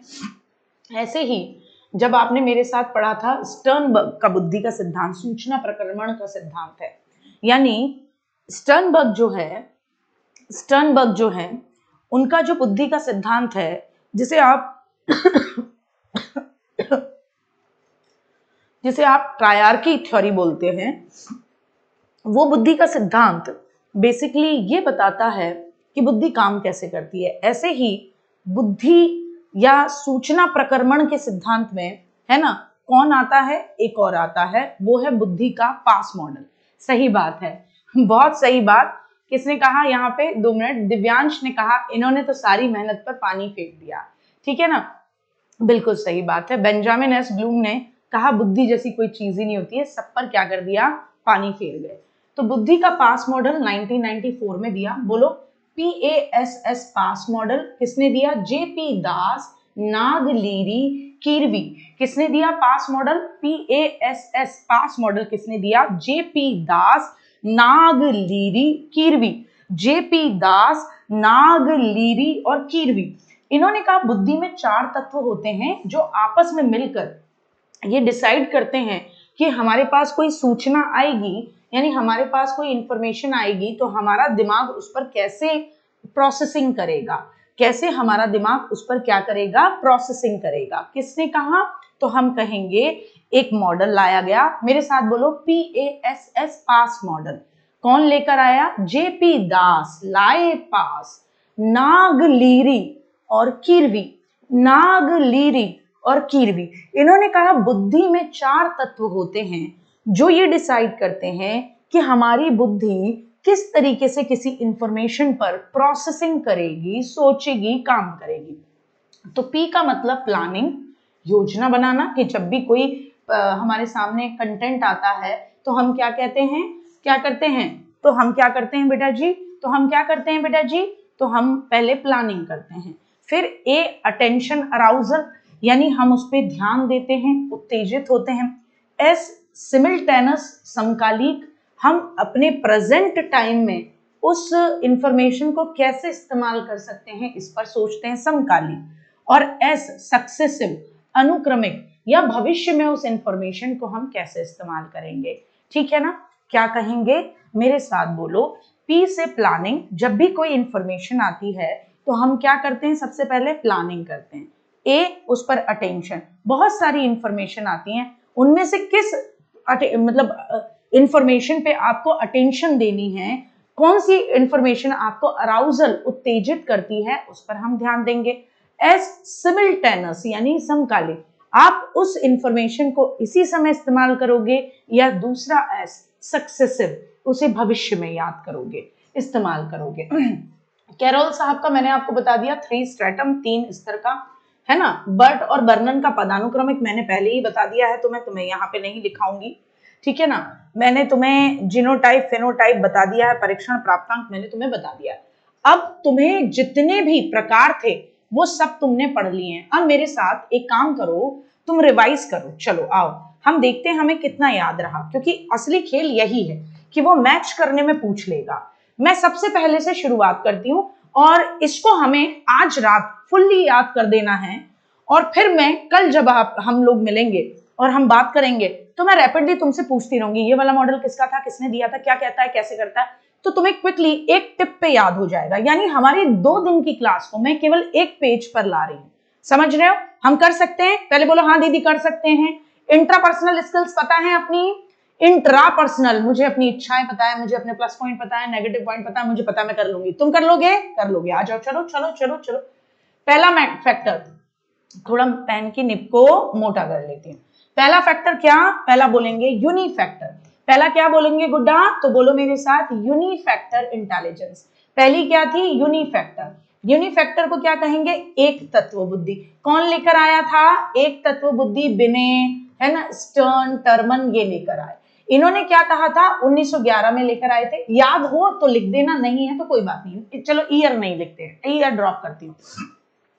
इन्होंने कहा बुद्धि में एक तत्व होता है। ये बुद्धि में एक तत्व होता है तो इसको हम क्या कहते हैं, इसको हम बुद्धि का अधिनायकवादी सिद्धांत भी कहते हैं, कि डिक्टेटरशिप थ्योरी भी कहते हैं। इसकी आलोचना होती है कि अगर बुद्धि में केवल एक ही तत्व होता, तो अगर कोई बच्चा मैथ्स में अच्छा है तो फिर वो हर फील्ड में अच्छा होना चाहिए, है ना। या अगर कोई बच्चा क्रिकेट में अच्छा है तो वो जीवन के हर फील्ड में अच्छा होना चाहिए, तो फिर क्रिकेटर्स के डाइवोर्स क्यों हो रहे हैं, है ना। बुद्धि में कई तत्व होते हैं, ठीक है। तो एक तत्व थ्योरी, फिर उसके बाद 2 फैक्टर थ्योरी आई।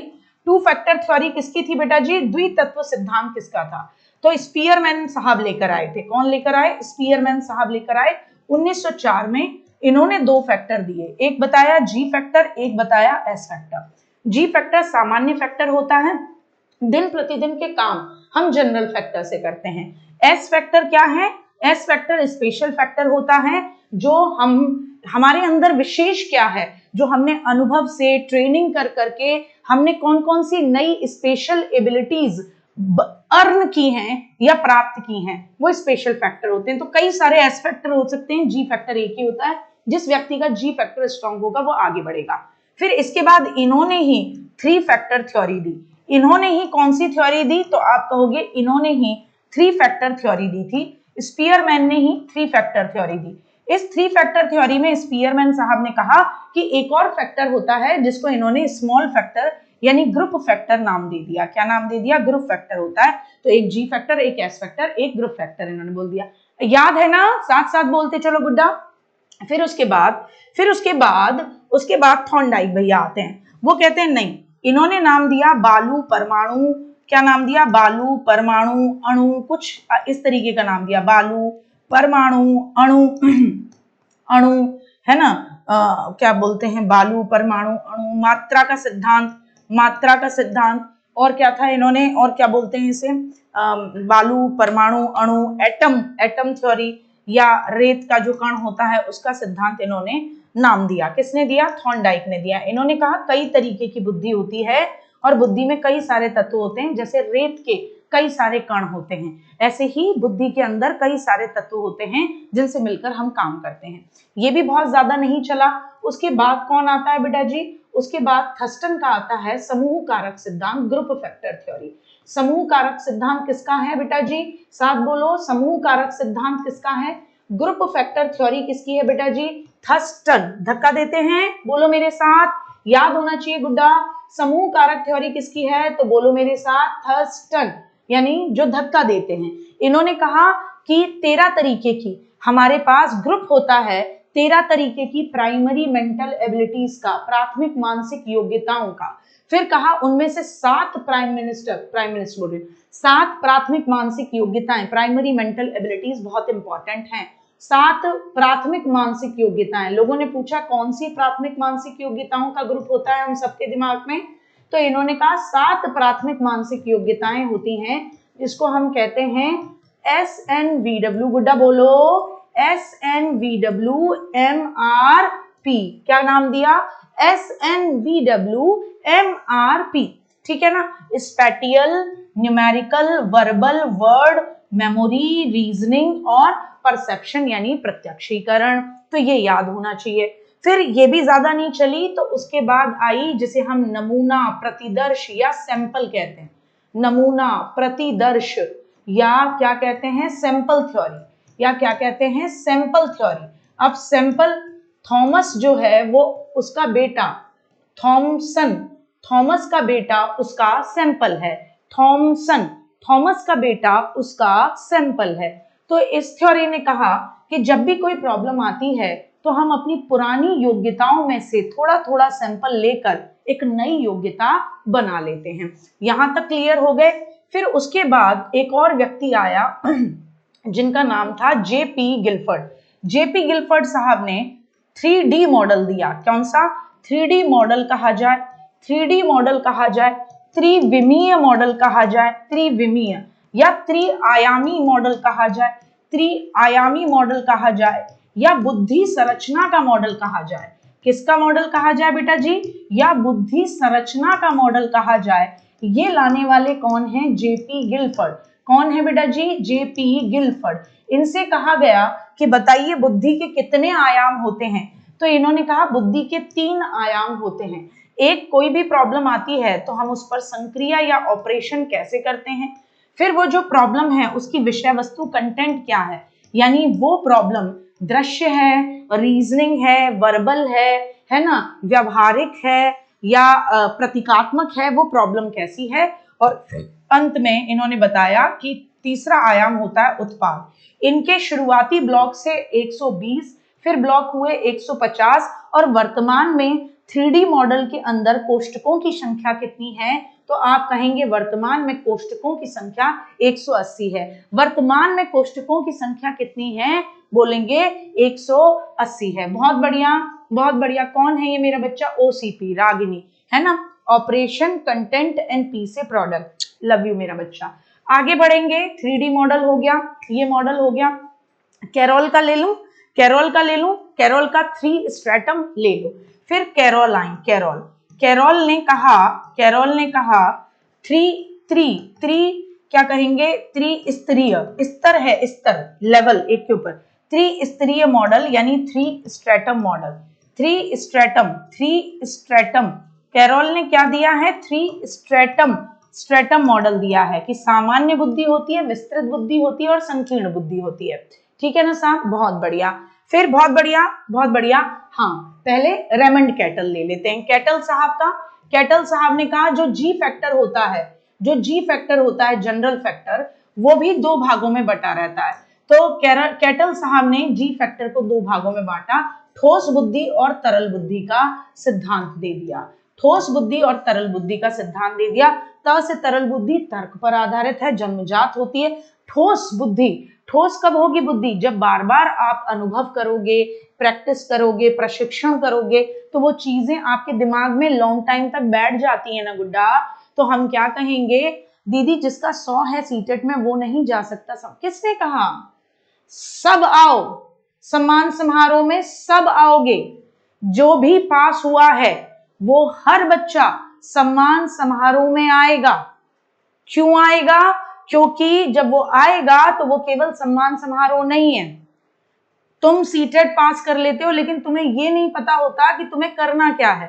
तुम्हारे पास अभी बहुत समय है, तुम बहुत सारे बच्चे 2nd सेमेस्टर में हैं, बहुत सारे बच्चे 4th सेमेस्टर में हैं, तो वो करियर काउंसलिंग मीटअप भी है। वहां पर्सनली बैठूंगी, बताऊंगी कि 4th सेमेस्टर वाले हो, अभी से ये चीजें करना शुरू करो। वैकेंसी 1 साल में ये वाली देखने को मिलेगी, ये वैकेंसी आएगी, इसमें अभी से ये चीजें प्रॉपर होंगी, लठ गाड़ दोगे। एक्चुअली कोई अगर मेरे साथ जुड़े ना ऐसे कि दीदी हम तुम्हें, तुम्हारे लिए टोटली समर्पित हैं, जैसे अभी कल शाम LT ग्रेड SST का रिजल्ट आया मैं नाम नहीं लूंगी और ऐसा भी नहीं है कि मैं मतलब गप्प मार रही हूं, एक बच्ची है तुम्हारी क्लास से कुछ समय पहले ही, बोले 4 दिन से मैं परेशान थी, फोन नंबर, और कल से तो मैंने लड़ के लिया आपकी टीम से नंबर। उसने नाम बताया कि मैंने फलानी जगह पे ना बैच ले लिया था, क्योंकि वो नेट जेआरएफ कर रही थी।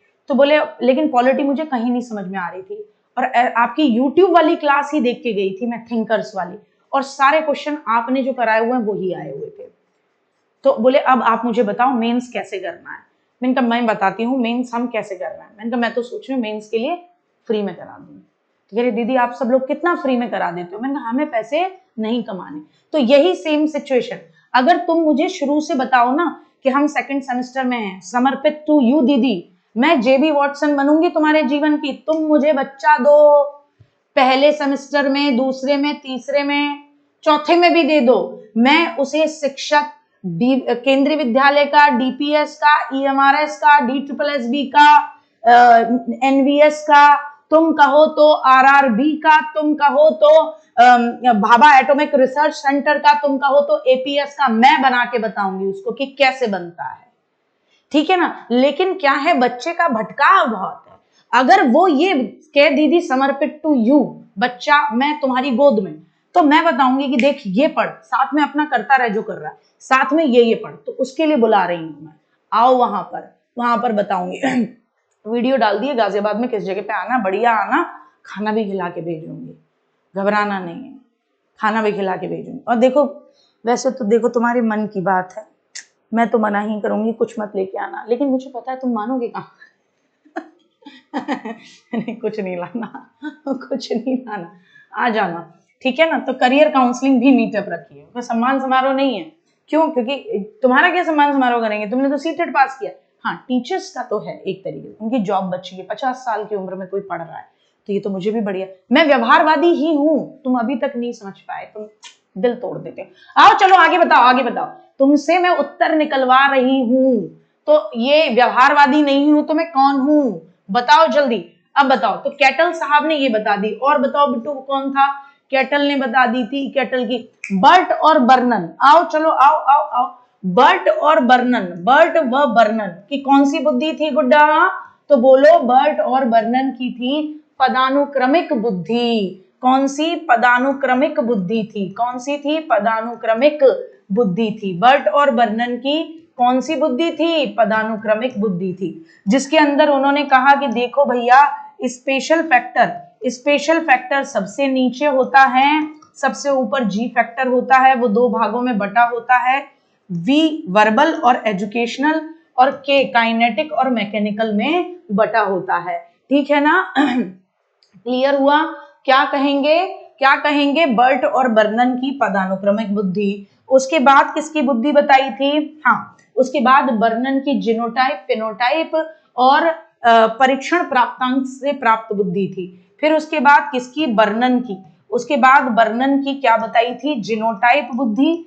बर्नन की जिनोटाइप बुद्धि है, और क्या है? फोनोटाइप बुद्धि है, फोनोटाइप बुद्धि है, और परीक्षण प्राप्तांक से प्राप्त बुद्धि है, परीक्षण प्राप्तांकों से प्राप्त बुद्धि है। ठीक है ना, जिसको हैब क्या कहता है?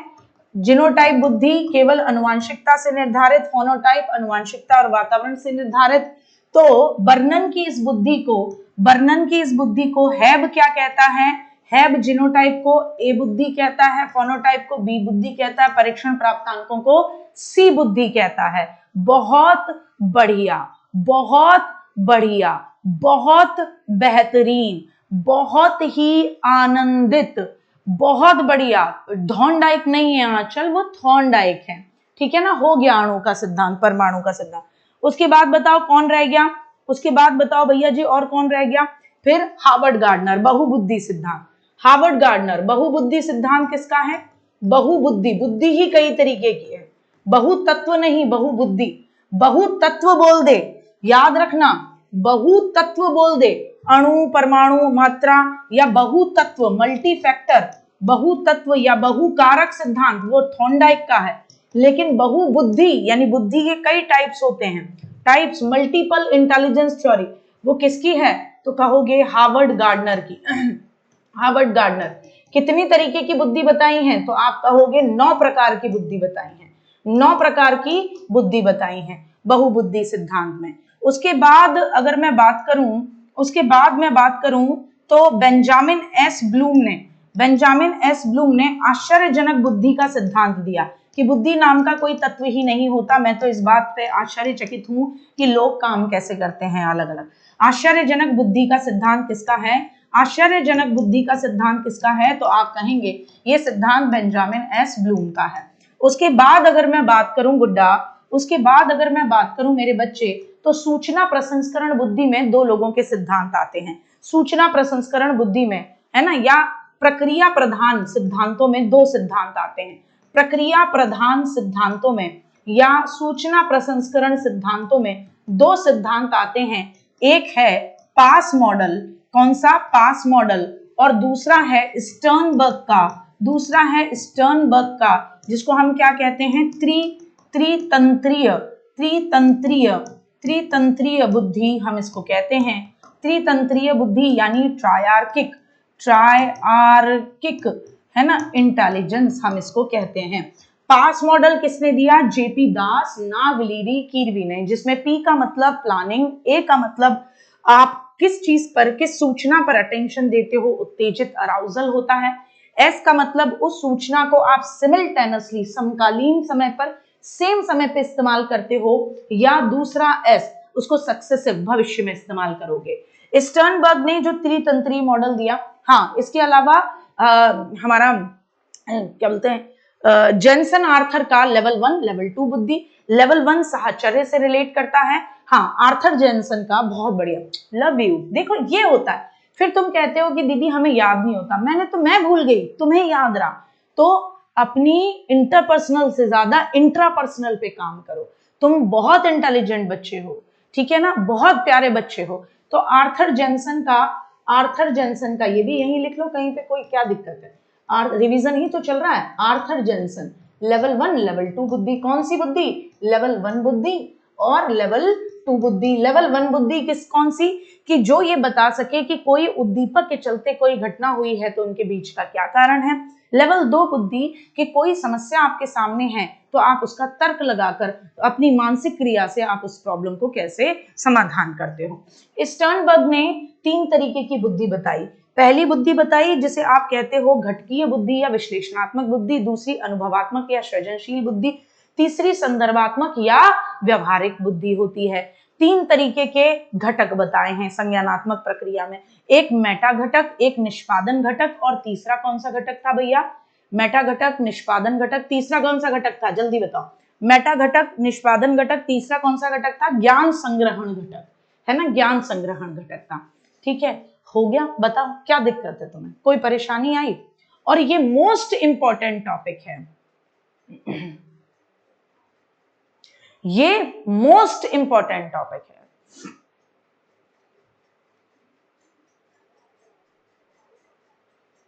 ठीक, कोई दिक्कत?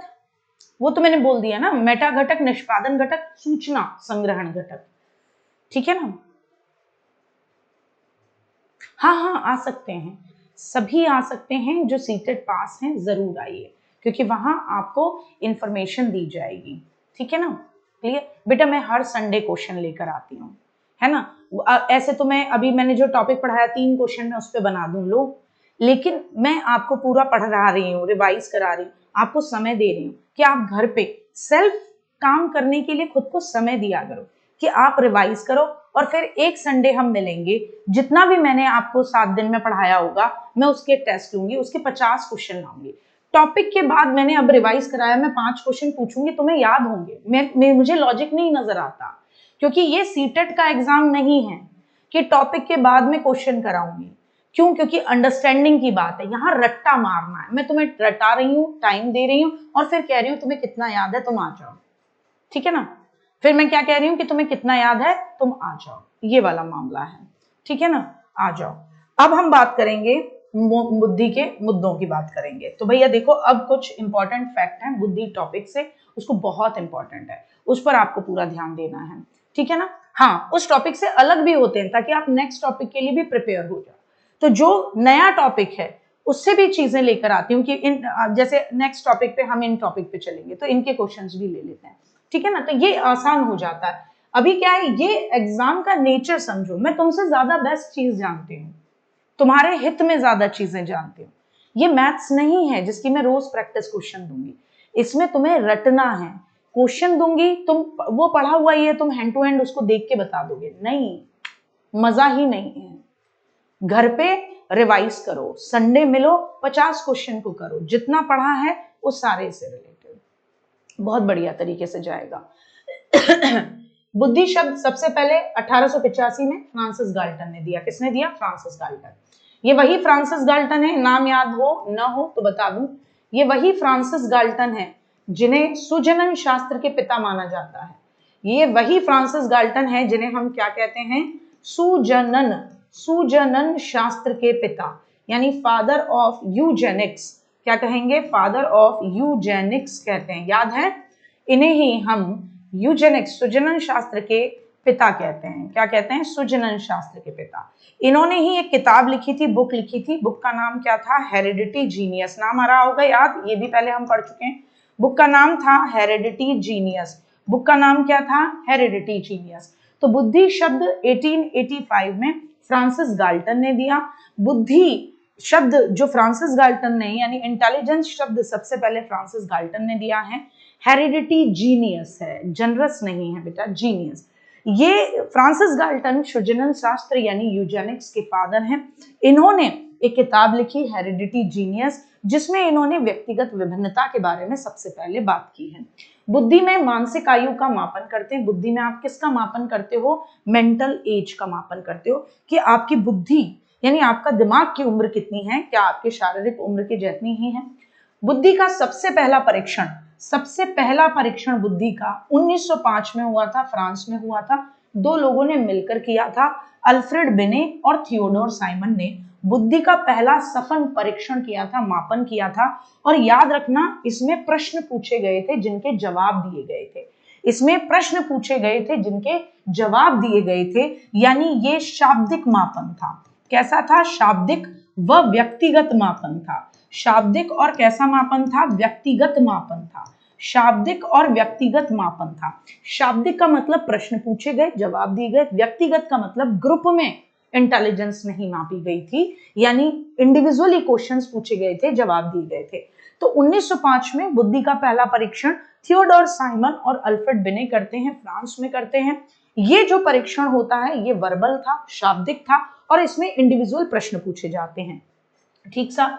अच्छा, परीक्षण कैसा था? शाब्दिक था। कितने से कितने उम्र के बच्चों के लिए था? 3 से लेकर 14 वर्ष, कहीं कहीं लिखा रहता है, कहीं कहीं 15 वर्ष। इस पर कोई बहुत बड़ा विवाद मत करना, ये 3 से 15 याद कर लो, 3 से 14 याद कर लो, जो चाहो।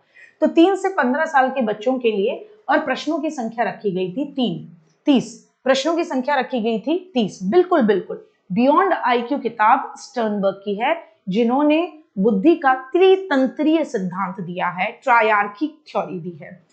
अच्छा, 1905 में बुद्धि का पहला परीक्षण होता है।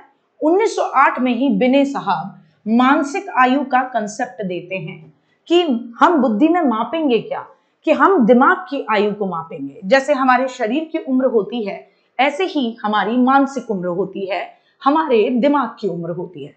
तो 1908 में अल्फ्रेड बिने साहब ने मानसिक आयु, मेंटल एज का कंसेप्ट दिया। ध्यान से सुनिए, 1885 फ्रांसिस गाल्टन ने सबसे पहले बुद्धि शब्द का प्रयोग किया। अब 1905 में बुद्धि का पहला परीक्षण हो रहा है, फ्रांस में हो रहा है। अल्फ्रेड बिने, थियोडोर साइमन कर रहे हैं। यह परीक्षण वर्बल है, यानी प्रश्न पूछे जा रहे हैं। 3 से लेकर 15 साल के बच्चों के लिए प्रश्नों की संख्या 30 है, और इंडिविजुअल था, व्यक्तिगत था। फिर 1908 में अल्फ्रेड बिने साहेब ही मानसिक आयु का कंसेप्ट देते हैं कि बुद्धि में हम मापेंगे क्या। बोले मेंटल एज मापेंगे। जैसे हमारी शारीरिक उम्र होती है, ऐसे ही हमारी मानसिक उम्र भी होती है। जैसे मैं बताऊं आपको, मैं अपने बेटे को ये महसूस करती हूं कि वास्तव में टचवुड, अब तुम कहोगे हर माँ को लगता है, देखो हर माँ को तो नहीं लगता होगा, माँ से बेहतर अपनी औलाद को तो खैर कोई नहीं जानता। उसका इंटेलिजेंस और अंडरस्टैंडिंग जो है, उसकी जो इंटरपर्सनल इंटेलिजेंस है, वो 2.5 साल के बच्चे के हिसाब से बहुत ज्यादा है। मतलब, और उसका जो EQ है, इमोशनल कोशेंट, वो भी बहुत जबरदस्त है। कैन यू इमेजिन, अगर वो मैं नहीं हूं, उसने कोई बदमाशी करी जो कि हर बच्चा करता है, तो मम्मी ने अगर उसको डांटा किसी चीज के लिए, ये नहीं करते हैं, ये गलत बात है, तो वो कुछ नहीं करेगा, बस आके अपनी नानी के चिपक जाएगा। और वहीं यही घटना उसकी माँ की प्रेजेंस में हो कि मैं घर पहुंच चुकी हूँ क्लास लेके, वो भागता हुआ आया, मम्मी मम्मी गेट खोला उसने, और सपोज करो कि गेट खोलने के दौरान वो गिर गया, अब वो रोया है, तो मम्मी ने उसको डांटा, या सब कुछ भी करो कि मैं हूं वहां, तब उसको डांटा, तो वो रोएगा, तब वो चुप नहीं होगा, नानी के पास जाके यूं नहीं कहेगा नानी, है ना, हवा में भी नहीं उड़ाएगा उस बात को, वो क्या करेगा, वो मेरे पास आएगा कि ओए पुलिस वाले देख, तेरे रहते हुए मुझे गुंडों ने छेड़ लिया। तो ये क्या है, इमोशनल इंटेलिजेंस है, इमोशनल इंटेलिजेंस।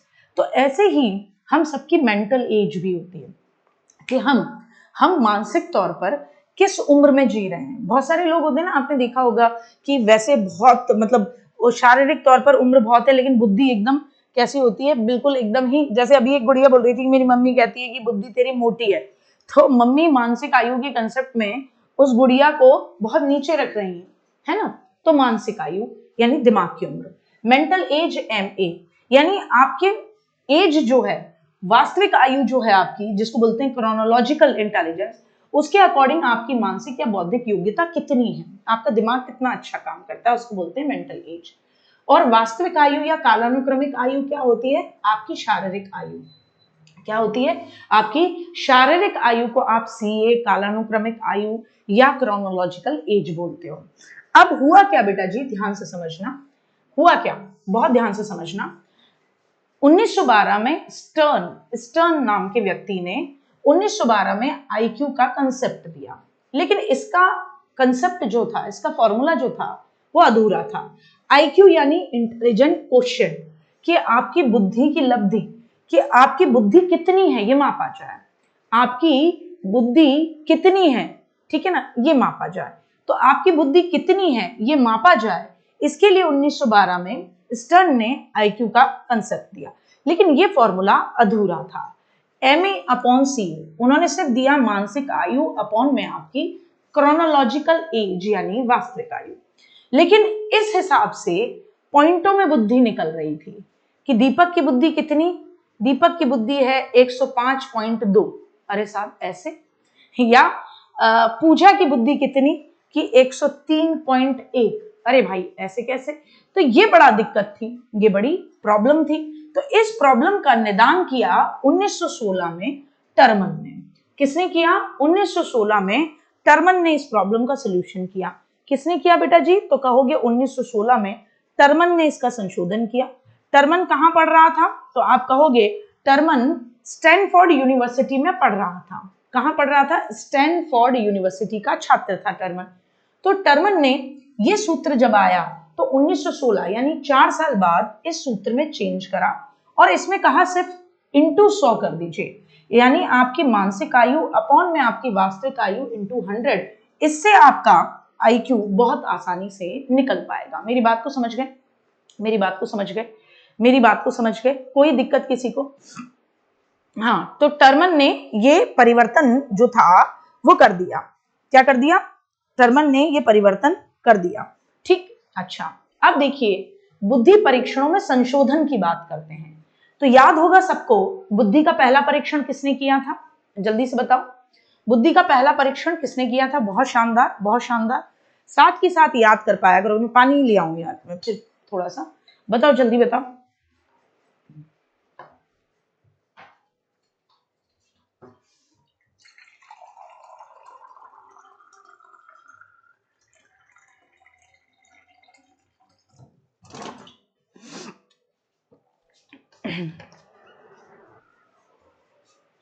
विनय ने कब किया था? 1905 में किया था। तो उस 1905 के बुद्धि के परीक्षण में, बुद्धि के पहले परीक्षण में जो 1905 में अल्फ्रेड विनय, थियोडोर साइमन ने किया था, बहुत बढ़िया, उसमें पहला अमेंडमेंट, संशोधन यानी सुधार, याद होगा 30 प्रश्न थे, 3 से लेकर 15 साल के बच्चों के लिए था। उसमें पहला सुधार होता है 1908 में। 1908 वही समय जब विनय साहब मानसिक आयु का कंसेप्ट मार्केट में लेकर आ रहे हैं। फिर बुद्धि के पहले परीक्षण में दूसरा संशोधन 1911 में होता है और प्रश्नों की संख्या हो जाती है 59। तब तक 30 से प्रश्नों की संख्या कितनी हो गई थी? तब तक प्रश्नों की संख्या कितनी हो जाती है बेटा जी? 59 हो जाती है। फिर तीसरा संशोधन 1916 में होता है, करने वाला वही है टर्मन, जिसने आईक्यू के सूत्र को रिवाइज किया है। 1916 में ही तीसरा संशोधन हो रहा है और 1916 में ही टर्मन ने आईक्यू के सूत्र को रिवाइज किया था। तो बुद्धि के पहले परीक्षण में तीसरा संशोधन जो होता है वो 1916 में होता है, टर्मन करता है। एक तो वो एज ग्रुप 3 से 15 हटाकर 2 से लेकर 22 साल कर देता है। प्रश्नों की संख्या 59 से बढ़ते बढ़ते 90 पहुंच जाती है। और क्योंकि टर्मन ने ये बुद्धि का परीक्षण किया था तो इसे हम टर्मन बुद्धि परीक्षण, और क्योंकि टर्मन स्टैनफोर्ड यूनिवर्सिटी में पढ़ता था तो इसे स्टैनफोर्ड बिने परीक्षण कहा गया, क्योंकि बिने के टेस्ट में परिवर्तन था। यहां तक का दिमाग में बैठाओ, 1 मिनट, फिर मैं आगे बताऊं तुम्हें। यहां तक का दिमाग में बैठाओ।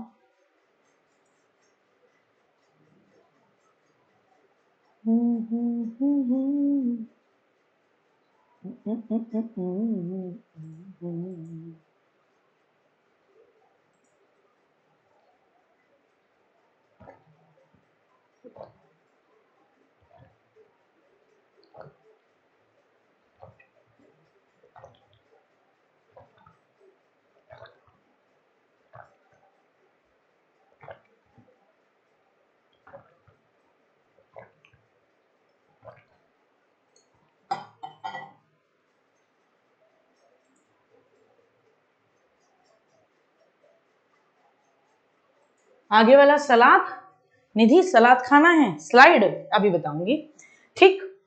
अच्छा, तो इसका मतलब एक बार फिर से समझ लें। 1905 में बुद्धि का सबसे पहला परीक्षण, सबसे पहले बुद्धि शब्द, इंटेलिजेंस शब्द 1885 फ्रांसिस गाल्टन देते हैं। अब 1905 में बुद्धि का सबसे पहला परीक्षण होता है, थियोडोर साइमन और अल्फ्रेड बिने करते हैं। ये परीक्षण शाब्दिक था, व्यक्तिगत था, 3 से लेकर 15 साल के बच्चों के लिए था। प्रश्नों की संख्या 30 थी। फ्रांसिस गाल्टन वो व्यक्ति जिन्हें सूचना शास्त्र यानी यूजेनिक्स का फादर कहा जाता, जिन्हें यूजेनिक्स का फादर या पिता कहा जाता है, और सुजनन, क्या कहेंगे हम, सुजनन शास्त्र का पापा कहा जाता है। इन्होंने किताब लिखी थी हेरेडिटी जीनियस। अब क्या हुआ, 1908 में बिने ने मानसिक आयु का कंसेप्ट दिया, ठीक है। 1908 में बिने ने मानसिक आयु का कंसेप्ट दिया कि बोले हमारे दिमाग की योग्यता कितनी है, जैसे हमारी शरीर की उम्र होती है वैसे ही हमारे दिमाग की मानसिक योग्यता या बौद्धिक योग्यता कितनी है। 1908 में ही इस बिने और साइमन के परीक्षण में पहला संशोधन होता है ना। मानसिक आयु तुम्हें पता है, क्रोनोलॉजिकल आयु तुम्हें पता है। स्टर्न ने 1912 में आईक्यू का सूत्र दिया, लेकिन ये फॉर्मूला अधूरा था, MA/CA दिया। 1916 में टर्मन, जो कि स्टैनफोर्ड यूनिवर्सिटी में पढ़ते थे, उन्होंने इसमें into 100 जोड़ दिया। बुद्धि का जो पहला परीक्षण था 1905 का, उसका पहला संशोधन 1908, दूसरा संशोधन 1911 में, और तीसरा संशोधन टर्मन के द्वारा स्टैनफोर्ड यूनिवर्सिटी में किया गया। तो इसीलिए इसे टर्मन बुद्धि परीक्षण या स्टैनफोर्ड बिने परीक्षण कहते हैं। जो 1916 में इस बुद्धि परीक्षण में संशोधन हुआ, उसके बाद एज ग्रुप 2 से लेकर 22 साल हो गया और प्रश्नों की संख्या 90 कर दी गई। यहां तक कोई दिक्कत? अब 2 मिनट बात करते हैं भारत में बुद्धि परीक्षण। एक क्वेश्चन बहुत इंपॉर्टेंट है, जरूर आएगा। एक क्वेश्चन बहुत इंपॉर्टेंट है, जरूर आएगा। भारत में बुद्धि परीक्षण की बात करें, भाई मुझे एक बात बताओ, क्या जो मैं पढ़ा रही हूं साथ के साथ याद नहीं करा रही? मैंने अभी केवल 20 स्लाइड पढ़ाई हैं, क्या मैंने साथ के साथ याद नहीं कराया? मैंने 80 मिनट में 20 स्लाइड पढ़ाई हैं, क्योंकि मैंने 20 स्लाइड में उन्हें साथ के साथ याद भी कराया। जल्दी बताइए, क्या मैंने आपको याद नहीं कराया? बताइए, क्या मैंने आपको साथ के साथ क्लास में याद नहीं कराया? जल्दी बताइए, थम्सअप करिए, कराया है। तो फिर ज्ञान क्यों देना है? ज्ञान क्यों देना है कि क्लास 4:30 रखो, क्लास कब तक चलेगी, मैं यहीं पढ़ाऊंगी, यहीं याद कराऊंगी, यहीं उसको कंप्लीट कराऊंगी। क्योंकि संडे जब मैं मिलूं तो मैं खुद एक बार तुम्हें ये ट्रिक बता चुकी हूं कि याद कैसे करते हैं, तुम्हें घर पे रिवीजन करने को मिल जाए, तुम्हारी वो टेंशन खत्म हो जाए, मैं जितनी चीजें पुरानी हैं उन्हें भी बार बार रिकॉल करा सकूं। मैंने तो 2 घंटे इसलिए लिए, मेरे क्या सिर पर कहीं ये सींग उगे हुए दिखते हैं? बताओ जल्दी, क्या मेरे सर पर सींग दिखते हैं कि मैं धूप में भागी भागी आती हूँ 3 बजे? मैं भी तो क्लास 4 बजे ही रख सकती थी। कोई नहीं बोलेगा कि दीदी क्लास 4:30 करानी है। मैंने अपना ही 1 घंटा निकाला है, किसी का घंटा लिया नहीं लिया। तो मैं तो शिद्दत से पढ़ाऊंगी, शिद्दत से पढ़ोगे, अच्छे से पढ़ोगे, बिना चूं चपड़ के पढ़ोगे। आ जाओ। भारत में बुद्धि परीक्षण, तो भारत में सबसे पहला बुद्धि परीक्षण 1922 लाहौर में हुआ। तो इसका मतलब तब लाहौर भारत में था जी, लाहौरी जीरा और लाहौर दोनों भारत में थे, ठीक है ना। लाहौरी जीरा और लाहौर दोनों भारत में थे, ठीक है ना। लाहौरी जीरा और लाहौर दोनों भारत में थे।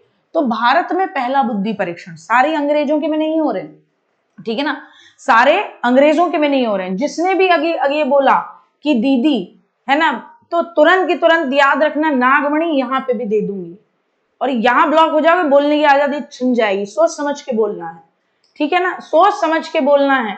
पढ़ाई में पूरा फोकस। जो तुम टीचर बनोगे, तुम मास्टर बनोगे, मुझे बताओ तुम मास्टर बनोगे? कैसे बनोगे रे मास्टर? कैसा मास्टर बनेगा रे तू? तेरे 2 घंटा नहीं पढ़ा जा रहा, 2 घंटे में भी अभी 1 घंटा 20 मिनट 22 मिनट हुए हैं। फालतू कोई बात किसी ने करी जिसमें रिवीजन तुम्हारी बहन खुद करा रही है, भाग जाओ चुपचाप, फालतू बात नहीं, पढ़ाई पे ज्यादा ध्यान। आ जाओ। तो भारत में सबसे पहला बुद्धि परीक्षण 1922, कहां? लाहौर में। अब हमने तो अपना कुछ नया करा नहीं था, हम लोगों को समझ सको तो समझो दिलबर जानी, क्या मतलब क्या? हम लोगों को समझ सको तो समझो दिलबर जानी। तुमको बेचते नए पैकेट में, नहीं सॉरी, तुमको बेचें नए पैकेट में वही चीज पुरानी। तो हमारा वही वाला हाल था।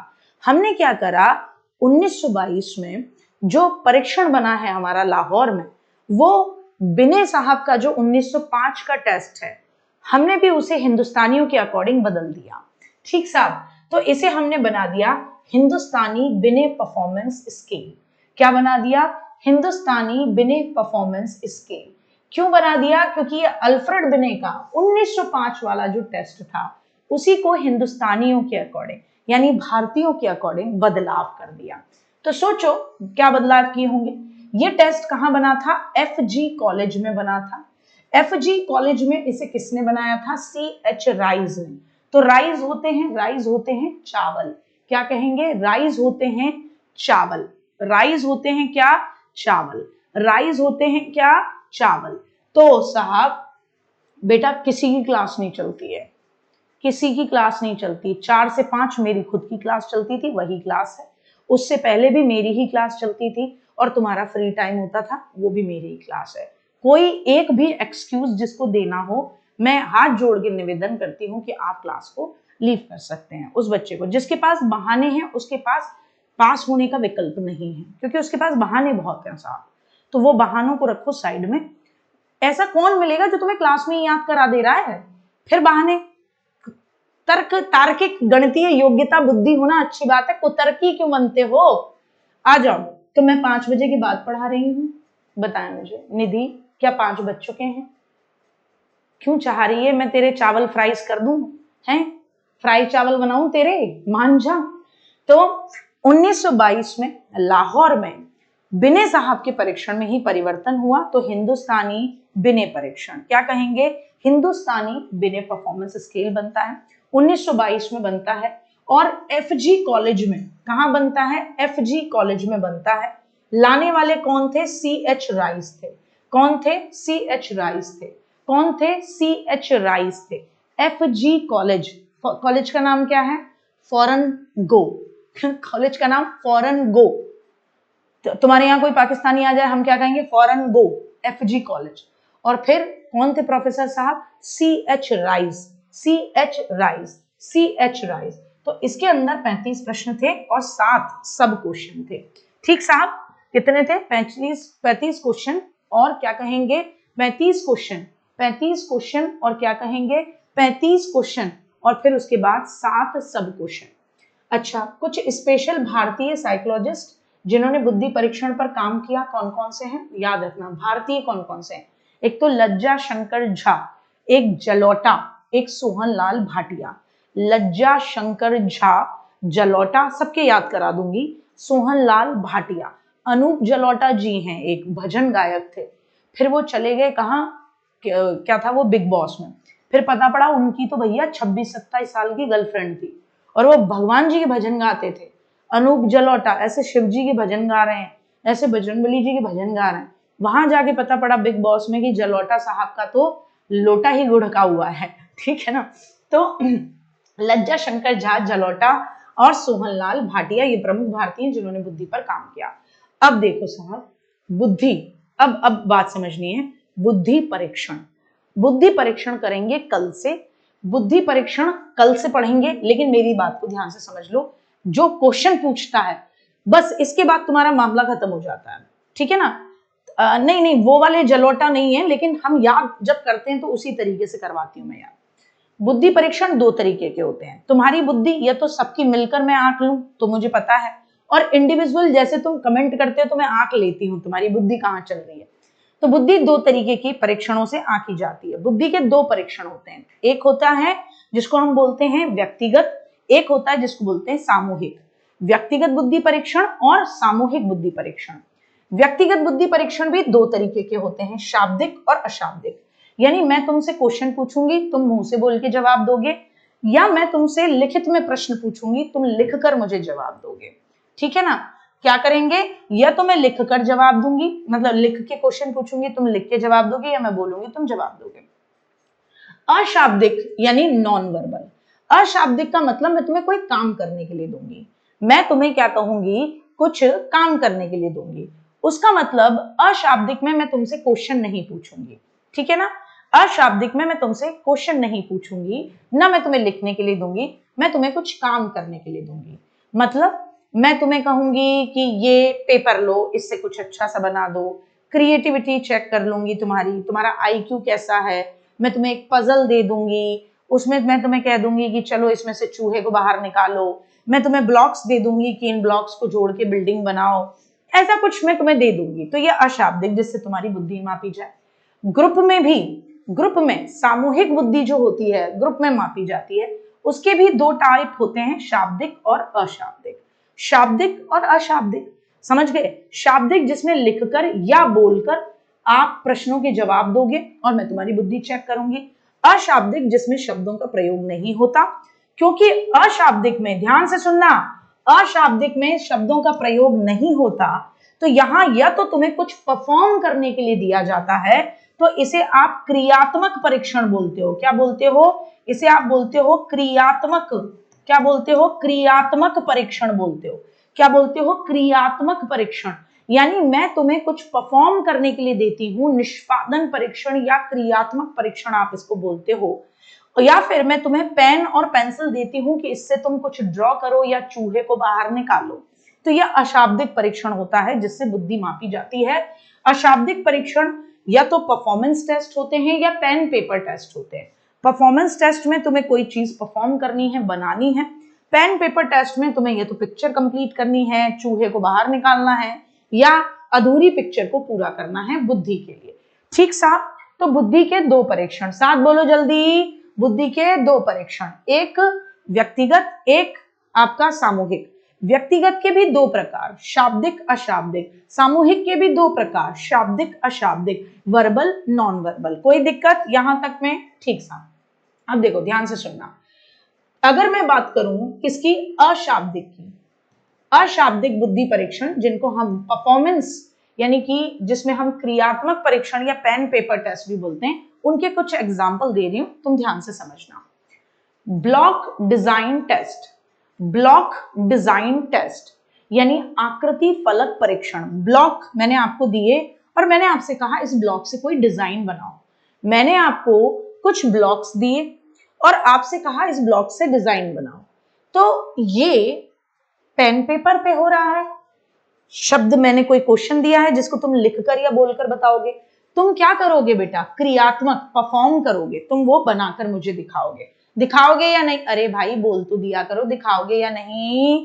तो नॉन वर्बल में भी क्या है, नॉन वर्बल में भी गुड़िया मेरी प्यारी बच्ची मेरी लाड़ो, नॉन वर्बल में भी ये पेन पेपर है या क्रियात्मक है? नॉन वर्बल में भी ये क्रियात्मक है या पेन पेपर है? क्रियात्मक है। ऑब्जेक्ट असेंबली टेस्ट, वस्तुओं को जोड़ने वाला टेस्ट, अगेन क्रियात्मक है।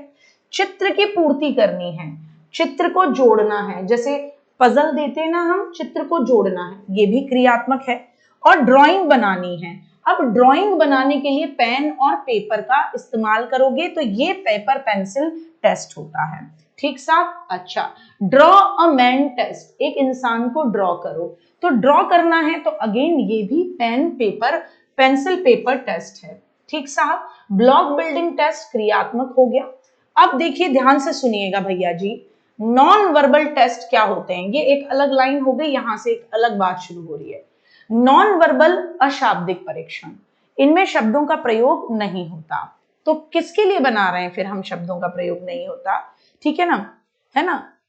आपने अंकित भैया को बना के दिखाएंगे क्या? क्या क्या बना के बताओगे?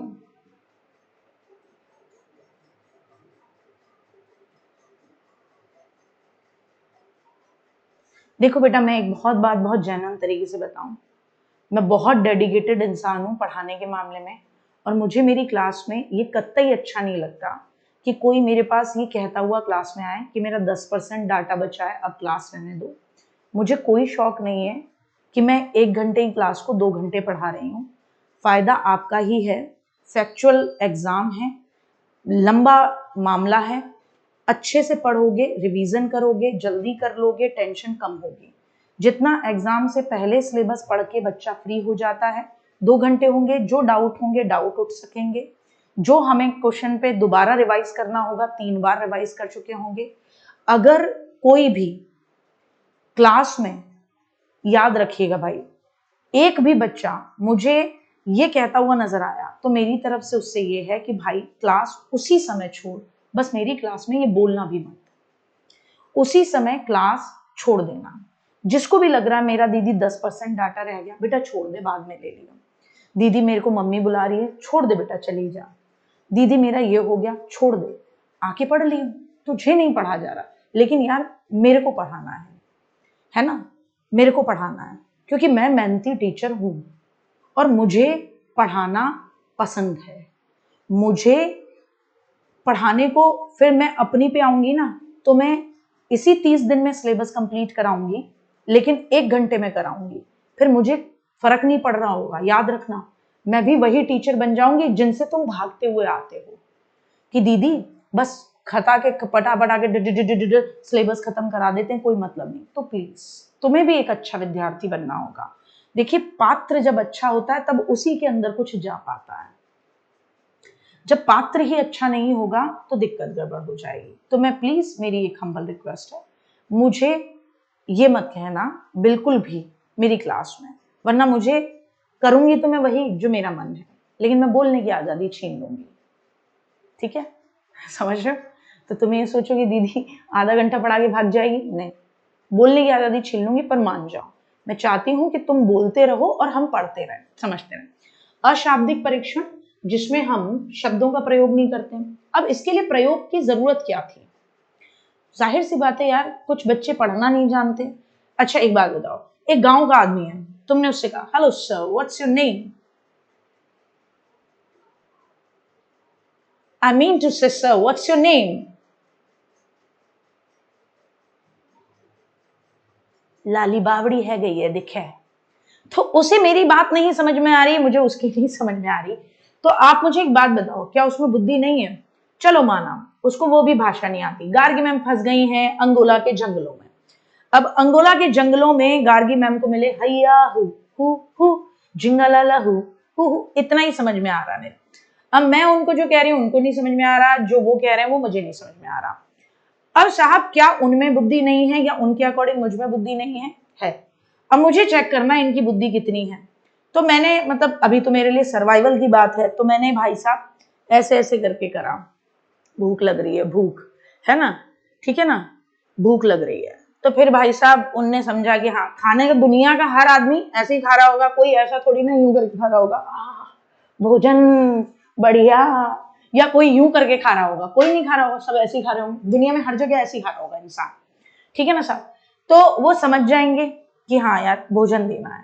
अब मुझे उनको अपनी बात समझानी होगी, तो वो समझाने में, वो बात समझाने में, है ना, आईक्यू है उनके अंदर। मैं किसी ना किसी भाषा का प्रयोग न करते हुए मैं एक्शंस का प्रयोग कर रही हूँ, क्योंकि मुझे पता है उनके अंदर भी आईक्यू है, उनको भी पता है मैं भी इंसान हूं, बेसिक आईक्यू मेरे अंदर भी होगा। तो ऐसे ही हम इंटेलिजेंस या आईक्यू को केवल शब्द क्वेश्चन पूछकर या जवाब देकर ही कंफर्म नहीं कर सकते। तो डिसाइड किया गया कि जिन लोगों को भाषा नहीं आती, या जो लोग अंधे हैं, या जो लोग बहरे हैं, या जो लोग गूंगे हैं, तो उनमें भी बुद्धि होती है साहब। तो या जो लोग दूसरी भाषा बोलते हैं, या जो लोग पढ़े ही नहीं है, इलिटरेट है, तो बोले इनमें भी इंटेलिजेंस है। तो इनकी इंटेलिजेंस को मापने के लिए हम क्या करेंगे? अशाब्दिक परीक्षण लेंगे। अब तुम खुद सोचो, मैं अपने बेटे की बात करती हूँ, मेरा बेटा बहुत छोटा है, उस साल तक की उम्र के लिए कोई आईक्यू टेस्ट नहीं बना था। मैंने अपने बच्चे का पहला आईक्यू टेस्ट जो किया था वो 1.5 साल की उम्र में किया था, और 1.5 साल से पहले भी वो मैंने उसकी हरकतों को देखते हुए उसको बड़ा शौक था। वो ऐसे जिगजैग जिगजैग इस वाली स्टूल के नीचे से निकल के जाता था, पकड़ता था, फिर चढ़ता था, फिर एक हमारी जहां मेरी बुक्स रखी हुई थी उसके पास एक जंगला था, तो वो उन बुक्स के पास एक इतनी स्पेस था, उस पे पैर रखता था, वहां एक कार्टून था, उसमें अपना हाथ फंसाता था, फिर उस पे चढ़ता था, फिर किताबों पे चढ़ता था, और फिर उस जंगले पे खड़ा होके बाहर की तरफ एकदम बढ़िया तरीके से देखता था। मतलब ये सब मेरे कमरे के अंदर ही था। तो ये पहला मैंने उसका ये तरीका देखा। उसके बाद मैंने उसके लिए कुछ हिंड्रेंस खुद बनाई। अब मैं उससे प्रश्न तो नहीं पूछ सकती थी कि बेटा what's your name, what's your name, तो वो मुझे बताता कि मेरा नाम स्वास्तिक, और मेरी माँ का नाम गार्गी, मेरे पिता का नाम विनय। तो उसके बाद हम पता लगा पाते कि भाई बच्चे का आईक्यू एकदम ठीक है। मैंने उसके लिए 2-4 हर्डल क्रिएट किए। पहले तो आईक्यू टेस्ट की जरूरत ही नहीं पड़ी, वहां वो क्लियर हो गया। हर्डल क्रिएट किए और मैंने देखा कि वो उन हर्डल से कैसे बचता है। तो अगर कोई बच्चा कम उम्र का है, अनपढ़ है, भाषा नहीं जानता, गूंगा है, कोई भी व्यक्ति है साहब, या बहरा है ना, या विभिन्न भाषा बोलने वाला है, तो हम उसका इंटेलिजेंस टेस्ट कैसे करेंगे? अशाब्दिक परीक्षण से करेंगे। इसीलिए इसे संस्कृति मुक्त परीक्षण या कल्चर फ्री टेस्ट भी कहते हैं। क्या कहते हैं? इसीलिए इसे संस्कृति मुक्त परीक्षण या कल्चर फ्री टेस्ट भी कहते हैं।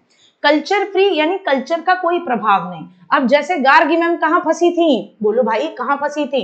अंगोला के जंगल में। तो गार्गी मैम जो मथुरा वासी हैं, यहाँ की संस्कृति अलग है, वहां अंगोला की संस्कृति अलग है, और हम कोई मिलकर कोई अपनी आईक्यू का प्रयोग करके कोई काम कर रहे हैं, कोई ब्लॉक बना रहे हैं या घर बना रहे हैं, और हम प्रॉपरली लॉजिक लगा के घर बना पा रहे हैं या नहीं, उस पर संस्कृति का कोई असर नहीं पड़ रहा। इसीलिए अशाब्दिक परीक्षण को हम क्या कहते हैं?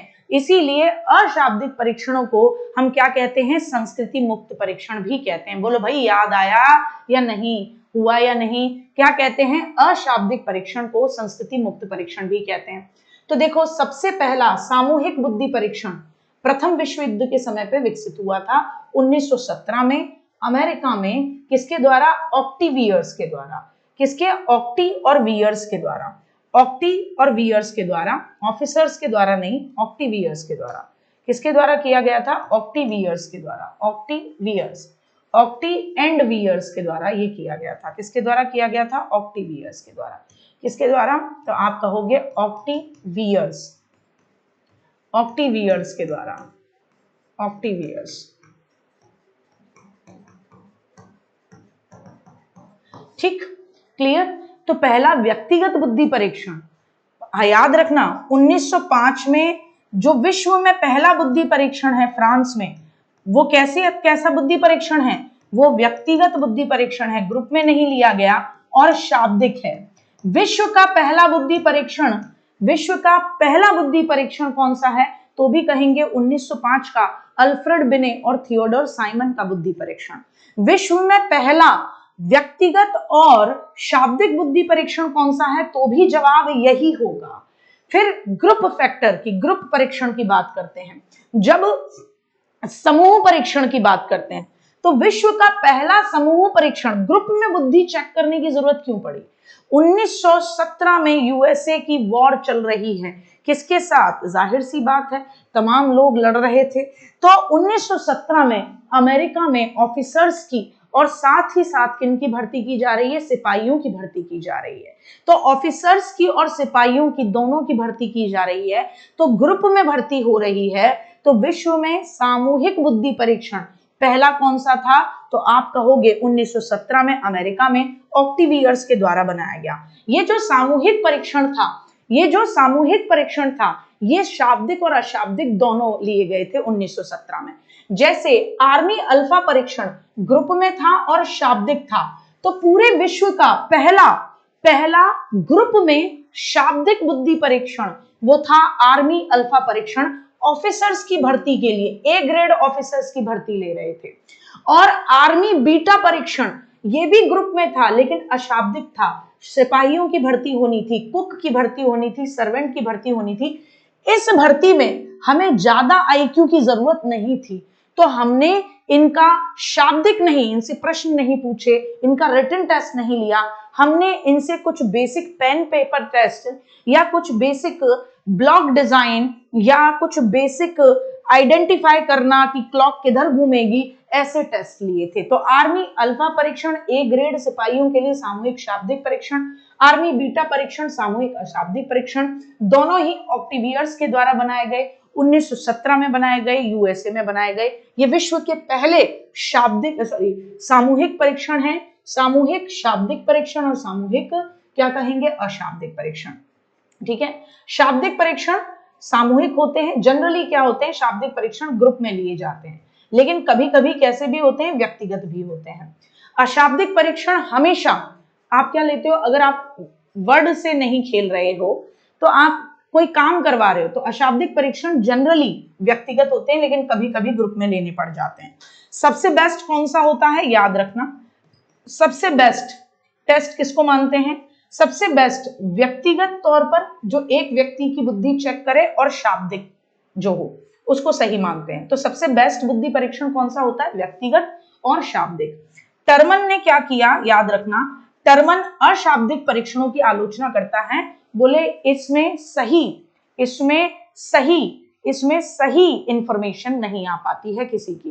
बेटा वो मैं रिकॉर्ड कर देती हूँ, मैं अपने पढ़ाने के समय को कहीं पर भी बर्बाद नहीं करना पसंद करती, इसीलिए मुझे कोई इंफॉर्मेशन देनी होती है तो वो मैं रिकॉर्ड कर देती हूँ ताकि मैं अपने क्लासेस में अपने बच्चों को पढ़ा सकूं।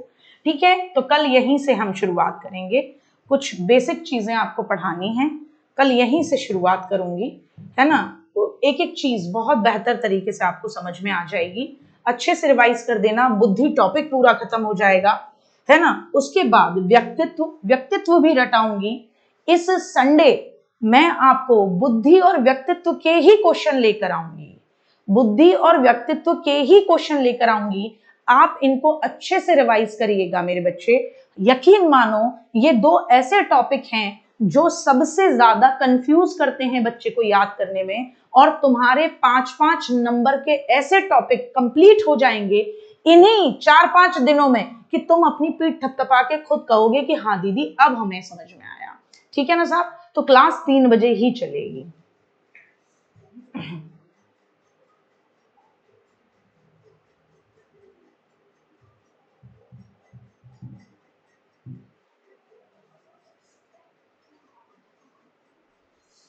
आर्मी अल्फा आर्मी बीटा क्या हुआ? पहला इंडिविजुअल यानी एक की बुद्धि एक टाइम पे चेक की जाए और प्रश्न पूछकर, तो विश्व का पहला व्यक्तिगत और शाब्दिक परीक्षण 1905 का फ्रांस का था। लेकिन समूह में भी बुद्धि चेक करने की जरूरत पड़ी, तो ग्रुप यानी सामूहिक बुद्धि परीक्षण किया गया 1917 में जब वर्ल्ड वॉर फर्स्ट चल रही थी। तो उसमें यूएसए के अंदर ऑक्टिवियर ने, जैसे मैंने आपको बताया सामूहिक परीक्षण भी दो होते हैं, कौन कौन से? शाब्दिक भी और अशाब्दिक भी। तो शाब्दिक परीक्षण भी किया गया ग्रुप में और अशाब्दिक परीक्षण भी किया गया। जो ग्रुप में 1917 में अमेरिका में शाब्दिक परीक्षण किया गया था उसका नाम था आर्मी अल्फा परीक्षण। उस टेस्ट का नाम क्या था? आर्मी अल्फा परीक्षण। और जो अशाब्दिक परीक्षण किया गया था उसका नाम था आर्मी बीटा परीक्षण। आर्मी अल्फा परीक्षण में क्वेश्चन आंसर्स पूछे गए थे, लिखाए गए थे, क्योंकि ए ग्रेड ऑफिसर्स की भर्ती करनी थी। आर्मी बीटा परीक्षण में कुछ क्रियात्मक काम दिए थे, परफॉर्मेंस काम दिए थे, क्योंकि उसमें सर्वेंट्स की, लो ग्रेड ऑफिसर्स की और कुक वगैरह की भर्ती करनी थी। तो उन टेस्ट के नाम हैं आर्मी अल्फा और आर्मी बीटा परीक्षण, उन टेस्ट के नाम हैं। ठीक है ना, चलिए, लव यू बेटा, लव यू। तो मिलते हैं फिर, है ना, कल 3 बजे से लेकर 5 बजे तक।